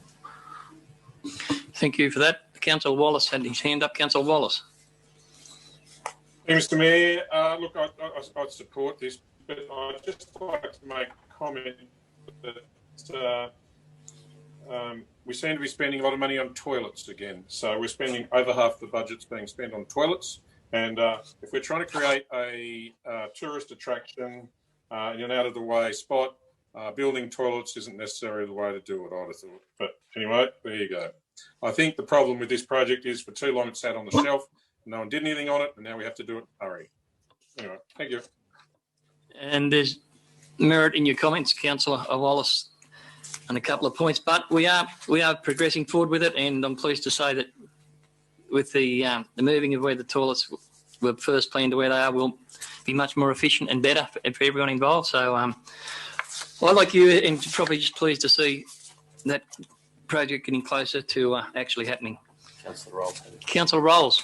Through the Mayor, thank you, Mr. Mayor. I'd just like to make a comment that taking down the old toilet block will improve the area beyond our comprehension, I think. And I have moved more towards the toilet blocks as they are. I feel that they are much safer for the community.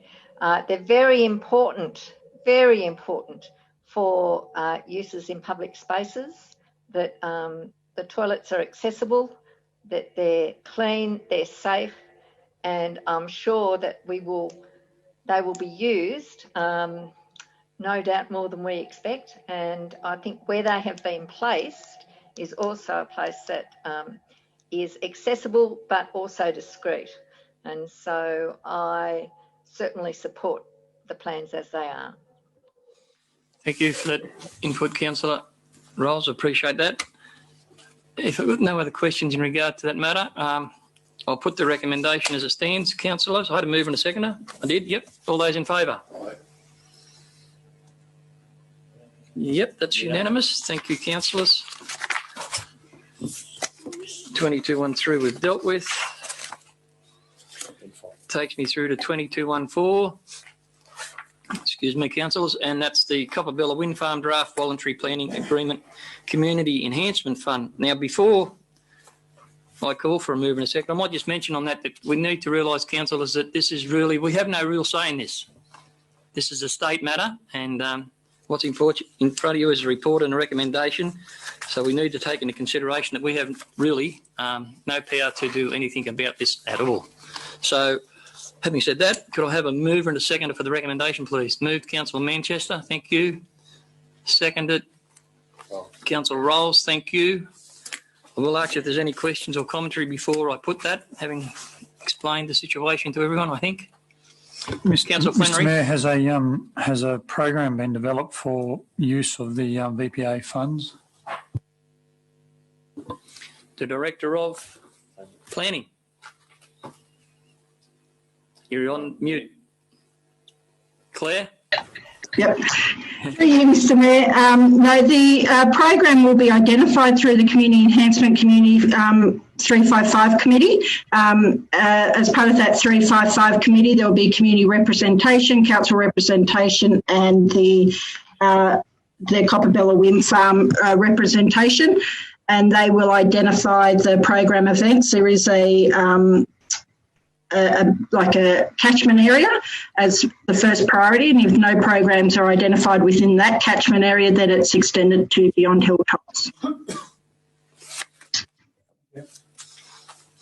Thank you for that, Director. Any other questions in regard to that matter? If not, I'll put that recommendation. All those in favour? Aye.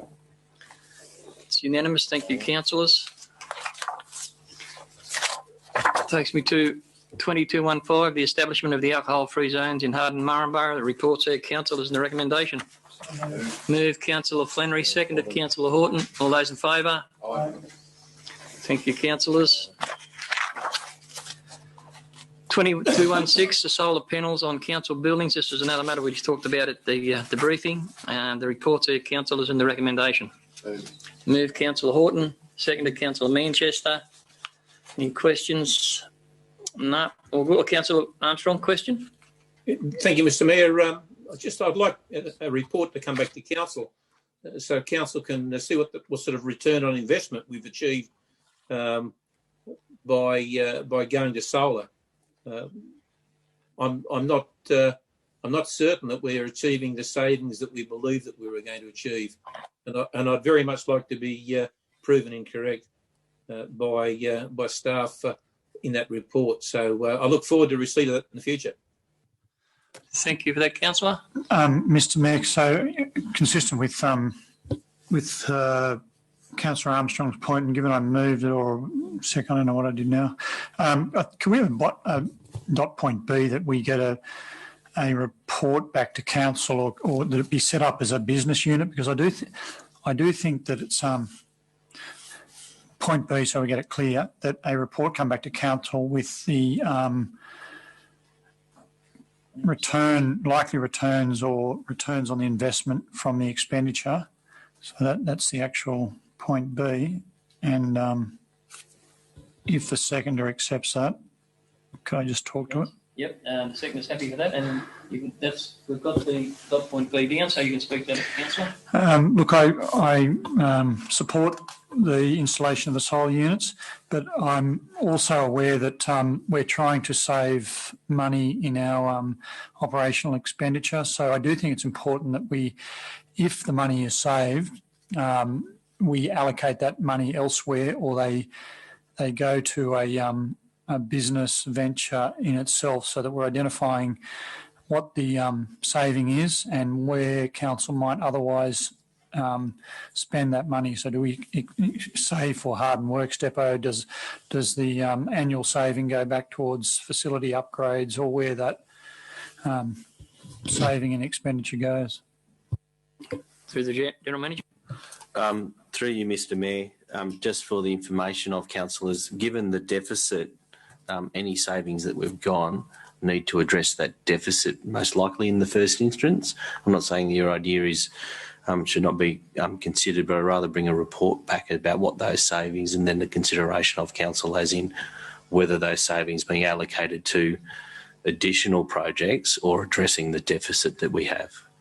Yeah, good point, Mr. Mayor, but as long as if we can quantify what the savings are, I think it's important. Yeah, no, and does everyone understand, or you want to put up on the board the dot point B that was suggested, that we actually identify the savings that are made by the solar? And the wording was exactly, there we go, it's going up. So I've received a report on return/savings of investment of solar units. Yep. Okay, so that's the recommendation, council, as it stands now. A question from the General Manager. Through you, Mr. Mayor. Councillor Armstrong, does that point B, I believe, would answer your question? Yes, Mr. General Manager. Substantially, what I'm looking for is what our operating costs in regards to electricity at these locations were pre-solar and what they are post-solar. The difference being the return on investment less the depreciation. Through you, Mr. Mayor. So if I can, I've taken that point, I believe, to fulfil the reporting of the savings that would have to form part of the report that's been requested by, moved by Councillor Flannery. So I'll make sure that that's part of the report as part of the discussion. Thank you. Thank you. Thank you for that. And thank you, Councillor. So that's the recommendation, councillors, isn't there now? So I'll put that. All those in favour? I don't think we're unanimous. We are. Thank you, councillors. Takes me to 2217, Hilltops Works Report. Reports there in front of you, councillors, and a recommendation. Have a mover and a seconder. Moved Councillor Manchester, seconded Councillor Tuckerman. I have a question from Councillor Flannery first, I think. Thank you, Mr. Mayor. Mr. Mayor, there's been work completed on Scenic Road, which is good. I think it's heavy patching. I'm not too sure. Good job is done, but there are more areas that probably could have been done.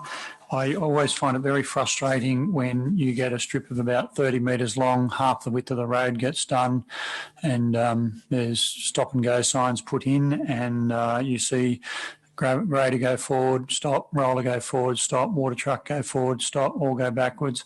I just see it as so inefficient, defies belief. Could I request a report to be brought to the next council to detail the expenditure on Scenic Road, the heavy patching that was done on Scenic Road, as well as the either the square metres or the lineal metres? And could we get a report back on the work that was done on Moppity Road recently, expenditure and square metres or lineal metres? It would make very interesting comparison, I think. And I also think I requested 2 meetings ago more detail on the justification of the gravel resheeting program that was planned, the metrics that were to be determined. And we haven't seen that report yet. Thank you. Through you, Mr. Mayor. So to Councillor Flannery, those 2 specific roads, I believe a separate commentary as part of the Hilltops work report. Is that satisfactory? Not a separate, distinct report, but can form part of this report with the detail you're looking for? Yes, please. That would be sufficient. Okay, thank you. And in relation to your second part about the gravel resheeting and the spend, we are working on a report to reconcile all of the spend for gravel resheeting, not only what's been doing this year, but also in the prior year, for the consideration of council, because I know there was a revote of some substantial amount of money that that question has been raised, and we're working on a report. And thank you. I'm just a bit anxious that the money will be spent before we get the report. And I'm keeping it close as eye on it as you are, Councillor Flannery, I can assure you. Councillor O'Connor was next, and then Councillor Tuckerman. Councillor O'Connor. Yep. Thank you, Mr. Mayor. 3 questions I have. Do we have any update on the Demondrell Rail Bridge? There is a lot of heavy vegetation, not just on state roads, that will be fire risk by the looks of it this year. Do we have a plan for some of the heavier vegetation? And the third one is there are sheep around McLean Oval between the outside perimeter and the new fence. And I wondered who put them there. Should they be there, or have they wandered in? Okay, I'll hand those questions to the General Manager in the first instance for you to delegate or answer. Or through you, Mr. Mayor. I'm going to pass to Berlene Nell, our Director of Infrastructure, to answer most likely all of those 3 questions.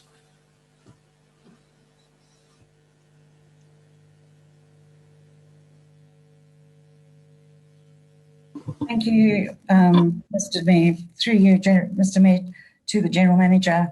The sheep on the McLean Oval, yes, they shouldn't be there, and we will be looking into that. The rail bridge, could you just confirm which rail bridge you were referring to? The Demondrel one, it's in very poor condition.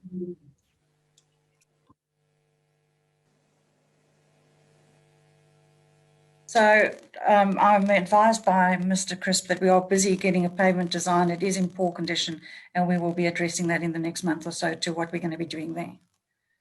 Thank you very much. And the heavy vegetation was the last question. I'll have to take that one on notice, Councillor O'Connor. We might just clarify about that bridge. It is actually... Through you, Mr. Mayor, just in relation to the Drumondle Bridge, and I understand it's on the Wombat Road, it's the one that comes into the highway that leads down. Sorry for my lack of intimate local knowledge. But my understanding is that is a road that is under the care and control of John Holland.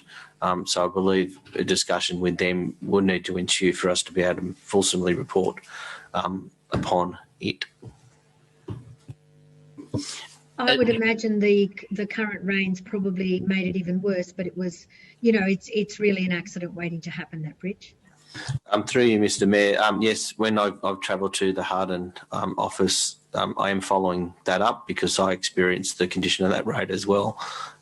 We just have difficulty engaging with John Holland, and I have raised that with the local state member as well.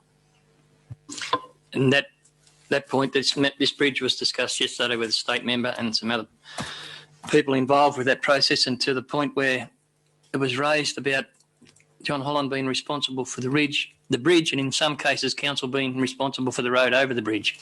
So how they came up with logic like that is a bit beyond this person. But anyway, the point's well noted, Councillor O'Connor. There's work that needs to be done on it. So those were answered, Councillor. Mr. Mayor, thank you. Thank you to Councillor O'Connor for jolting my memory on that. The last meeting was actually moved that we write to our two local state members, being Steph Cook and Wendy, and that we also write to Angus Taylor and the National Party member, who's the local member, the federal member, sorry, Michael McCormick. Did those letters? Through you, Mr. Mayor. Look, I understood they had a task, my executive assistant, to do those. I can't recall actually signing them, but I know it has been tasked and it's on the list. But I will follow that up. I'm sorry. Well, I suggest for about a month from harvest, so I would think that when the meeting finishes, that might be one to check straight away, please. I don't think it's important. I think it's urgent. And also, I've raised a number of times about mowing around the intersections, which Councillor O'Connor raised. I think that is also urgent. There's a number of very dangerous intersections because of the grass growth. I hope that's being followed up.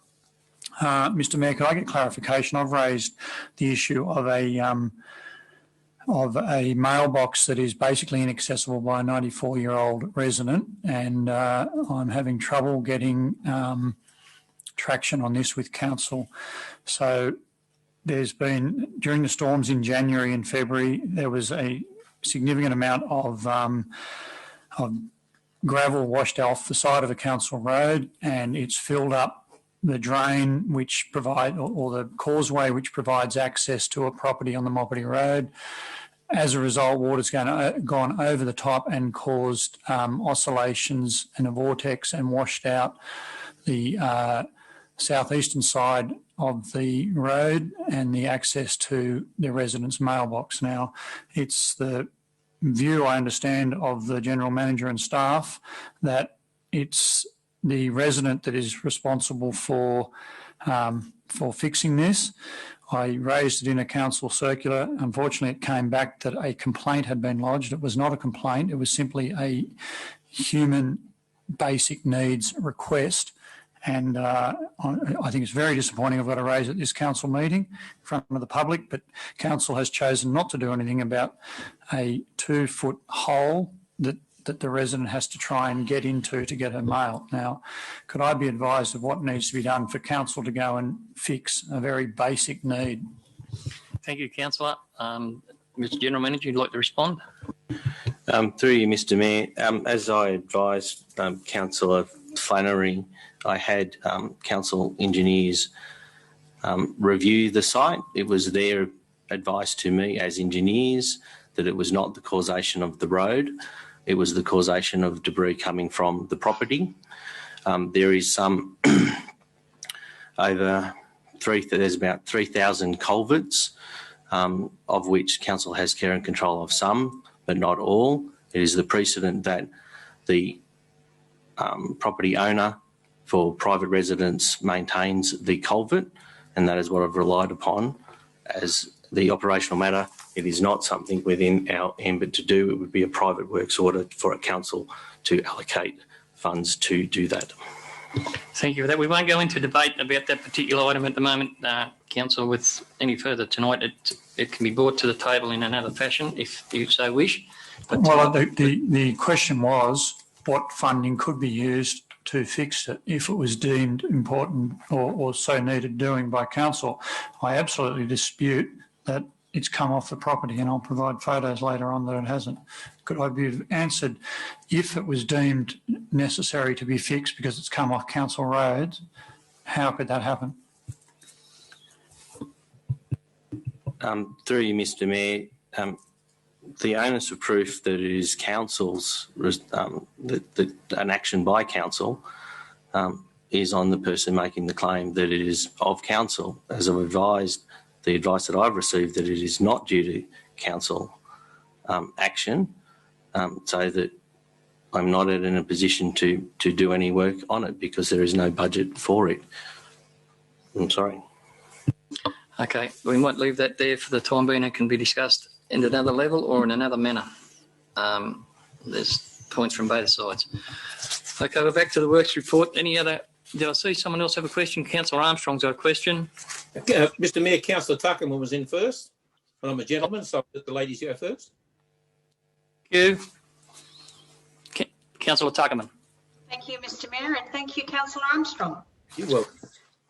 I'd just like to firstly just make a comment about efficiency and best practice. I was fortunate enough to be driving on the Jiggalong Lane today, and I noted a number of our machinery and staff working on the drainage of Jiggalong Lane, and can I say what a great job that they are doing at the moment.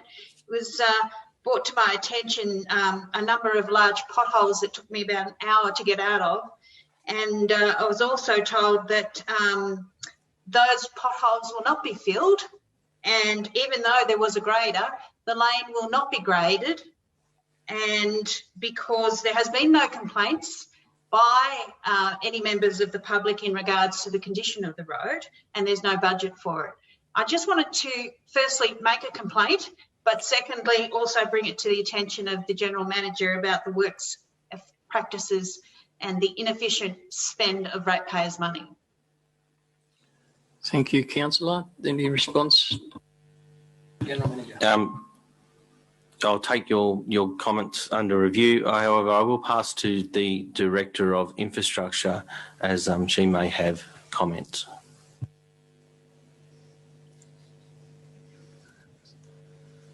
Through you, Mr Mayor, to Councillor Tuckerman, we will take that question on notice because I would need to understand what the works program was for that area to better inform what the response can be. I guess my concern is that we have machinery there. We have a road that's unsafe, yet we're only doing one part of the job.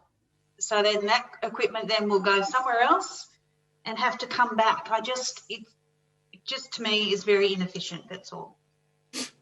Through you, Mr Mayor, to Councillor Tuckerman, I do take your point and we will investigate the matter. I think the question was, can someone do a proper inspection of gravel roads and make sure all the necessary works needs to be done while the machinery is there or before it even goes there?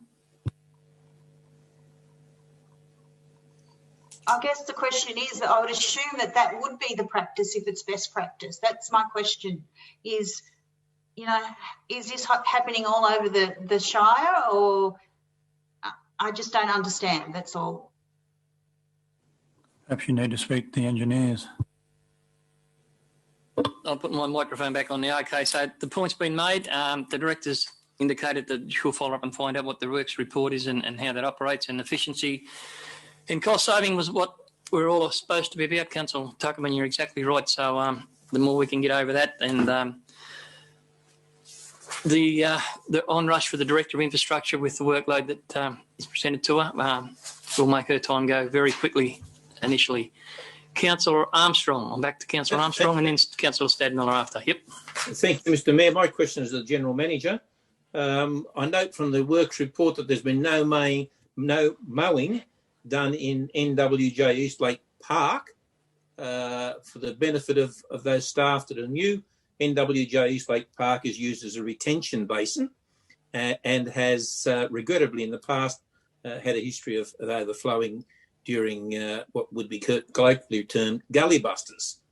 I also note that there's been no mowing recorded of the railway drain in the Young CBD, an area which, my understanding, is leased to council for the purposes of drainage, requiring council to maintain it. I note that on Saturday we had several of these big gully busters, and again, to my disgust and certainly to the owner's disgust, a very large local supermarket was inundated yet again. If the material isn't taken out of the drains, then it retards the water and it provides an opportunity for it to flood back over and flood the CBD of Young. So I'd like to know when the mowing is to be done in those areas and what maintenance is to be done, in particular in the railway drain, and what works are being done to reduce the flooding that's being encountered in businesses or by businesses in the Young CBD. Through you, Mr Mayor, I will need to pass to the Director of Infrastructure if she has, albeit this is only her fourth week, any knowledge about the program for mowing, etc., that has been raised by Councillor Armstrong. Director Nell. Through you, Mr Mayor, certainly mowing is an area that we are focusing on with the growth and the weather.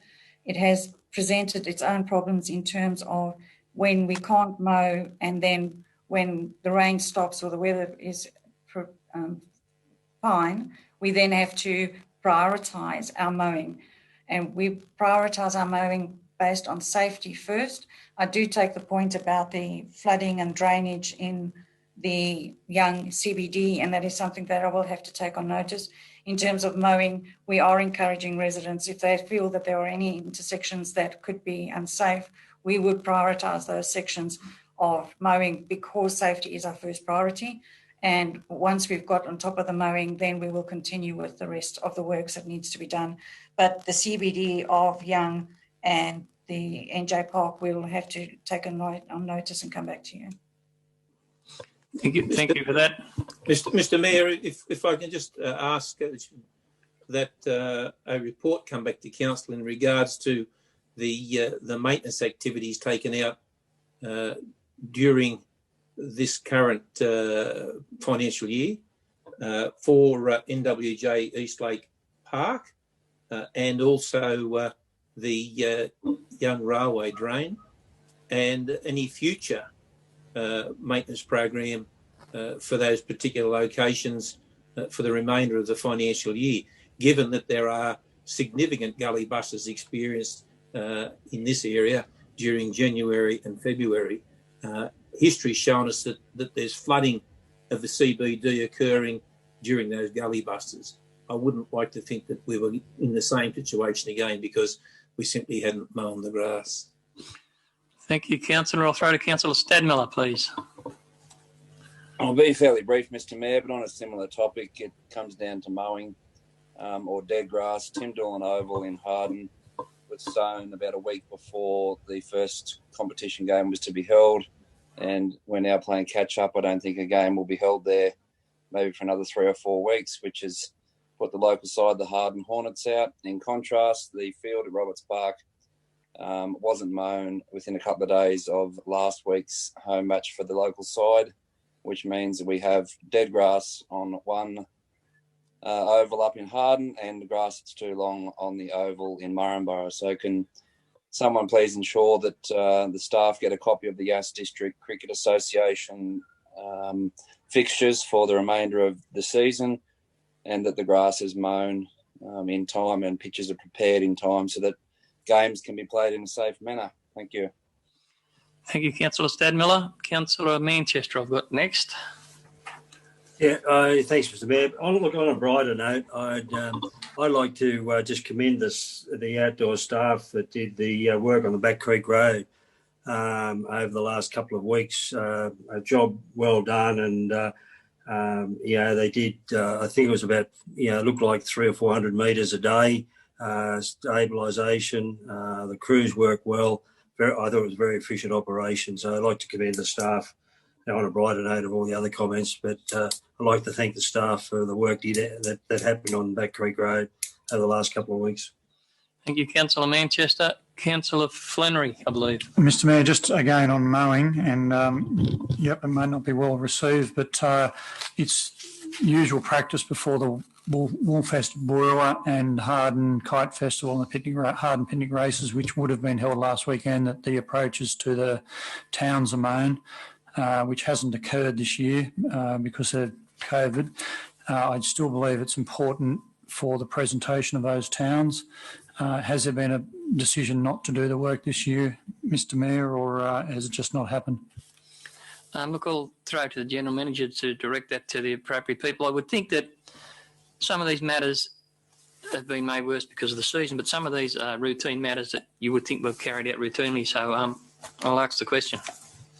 Through you, Mr. Mayor, look, there's a discontent and a lot of questions coming from councillors in relation to various pockets. The crews are only so big.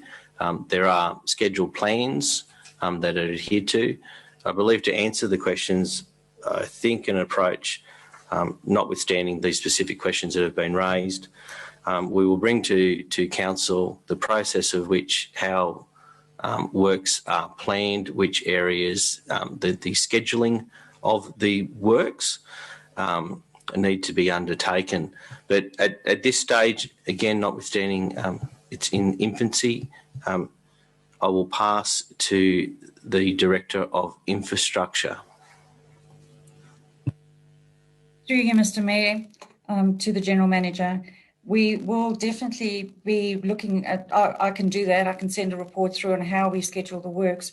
What I would suggest is we could add the mowing as a specific item on the works, the works report that we provide at these meetings. And that would just, instead of having multiple reports coming to council, we could actually just add that onto the works report so that it is visible for council. And we will also then provide a small brief on what the process is. Perhaps that can be in a councillor briefing if that is suitable. Thank you for that, Director. Councillor Horton. Thank you, Mr. Mayor. On a positive note, I must congratulate the working staff who look after the gardens. I've lived in Harden for 11 years, and the gardens, the lawn that's been put in outside the chambers there, it's credit to all concerned. They're beautiful. Never looked better in the 11 years that I've lived in Harden. And it's not due to good rain, it's due to good management and good design. It's beautiful. So please, Mr. General Manager, pass on my congratulations to those people involved, and also Neil Street looks terrific too. Thank you. Thank you, Councillor Horton. Okay, we've got no other questions or commentary around the Hilltops Works report, and staff have taken on note the number of questions have been asked. I'll put that recommendation. All those in favour? Aye. Thank you, councillors. Unanimous. Oh, sorry, Councillor Flannery is to be noted as against accepting that report. That report is carried. 2218 is the action summary report. It's moved, Councillor Horton. Seconder, Councillor Armstrong. Thank you. The report's there, councillors, in front of you. Any questions in regard to that report before I put it? No, I'll take there's no. Okay, I'll put that report. All those in favour? Aye. Thank you, councillors. Then, Councillor Flannery, you're on board? Well, I did have a question, Mr Mayor, and it was via circular that I raised the question of the shortfall for Gaylong Road, which I still think we're waiting on. If we could get that this year, would be appreciated. Thank you. Next month would be even better. So your notice is voting for that, receiving that report? That's my question.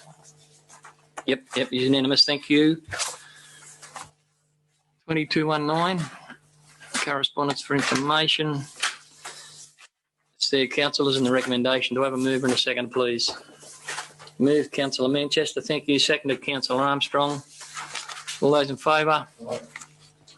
Thank you, councillors. 2220 is council committee reports requiring action, and the first one there is from the MURRINGO Community Association, which is there in front of you. I believe Councillor Wallace declared something there. Is it this one? No? Not sure. No. The Chair, councillors, and the recommendation is there. Just received a note that their election process. So have someone move that. Moved, Councillor Tuckerman. Thank you. Seconded, Councillor Manchester. All those in favour? Aye. Thank you.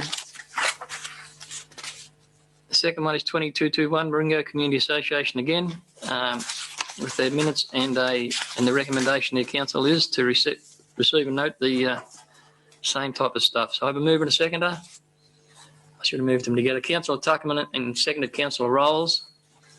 All those in favour? Aye. Thank you. Unanimous. Takes me to 2222, the Wombat Progress Association, and the recommendation is there to receive a note also. Have a mover and a seconder. Councillor Manchester's moved it. Councillor Stadmiller seconded it. Oh, and I'll also include the second report too. Thank you. We'll pass them at once. 222. Thank you. And 223. Both been put together, councillors. Any questions before I put them? Councillor O'Connor's got a question, I think. Yes, I do. Thank you. There's an action list, and when you go through the minutes, especially things like the dangerous limb, and then there's dangerous trees and further on. Now, nothing's happened about them. So are we going to act on them, or are we just going to pass it and not act on them? Through you, Mr Mayor, we've taken these on board, and I'll be discussing these with the new director, and we'll ensure that they're referred for action as appropriate and as budget permits. Thank you very much. Thank you for that, Director. Councillor Armstrong got a question before I put it. Just in regard to that action list there, I do note that there's a capital works item there in number 5. I don't believe that the committee has the ability to vote council funds for capital works. And that's you'll note, Councillor, through you, Mr Mayor, that the items are referred to council staff, where budget permits for these items as maintenance items to be dealt with. Then officers will deal with them where we need to come back with a report to council for items to be dealt with, and we shall do so. That doesn't give us the authority to vote new budget for capital works. This is a referral to council officers. It's not to commit to capital works or to approve the items in the list for that. It's to refer them, the action items, to council staff. So where it's appropriate and there's budget for us to action, then we shall do so. Where it's not, then we shall bring an appropriate report back to council. So, thank you for that, Director. We have had that instance once before where it came to council in the wrong way and there was some air conditioning done, but we understand these are just recommendations from the committees to come to council for council staff and to look at and address, so on a one-on-one basis. So had Councillor Manchester kindly moved both at once and been seconded. We accept those reports. All those in favour? Aye. Thank you, councillors. There was no one against, was there? No. No. Thank you. 2223 takes me through to 2224, committee reports that require no action. I have a mover and a second to accept them, please. Councillor Tuckerman, thank you. Councillor Wallace, thank you. Seconded. All those in favour? Questions with notice was nil. Notice of motions. Councillor, I will now ask councillors to move that we move into confidential and closed council. Move Councillor Horton, seconded Councillor Stadmiller. All those in favour? Again, thank you, councillors. We are now to move into closed. Councillors back and open, and just to finish up proceedings, we'll now read out the recommendations that were adopted during closed council. And the first one was the awarding of the BOOROWA Showground Horse Event Arena Cover Extension, and the recommendation was that we receive and note the report 544 of 2020 BOOROWA Showground Horse Event Arena Cover Extension, that we award the contract and we delegate the authority to the General Manager to execute the necessary documentation. The second one was the award of the contract 529 of 2020 for the printers and print management. Again, the recommendation was to receive and note the report of contract 529 of 2020, printers and print management, and that was to award the print contract and delegate the authority to the General Manager to execute all necessary documentation associated with the awarding of that contract. The last matter council dealt with was a matter of land acquisition, and the recommendation here was that matter be deferred for council to seek further advice. Could I have someone move and second that they move? Councillor Flannery, seconded. Councillor Wallace, thank you. All those in favour? It's just a matter of adopting what we've adopted. Thank you all, councillors. Having done that, councillors, that brings us to the close of our meeting. Thank you very much for your participation and your help during the meeting, and I wish everyone well and stay safe. Thanks, councillors. Thank you. Thank you. Good night, everyone.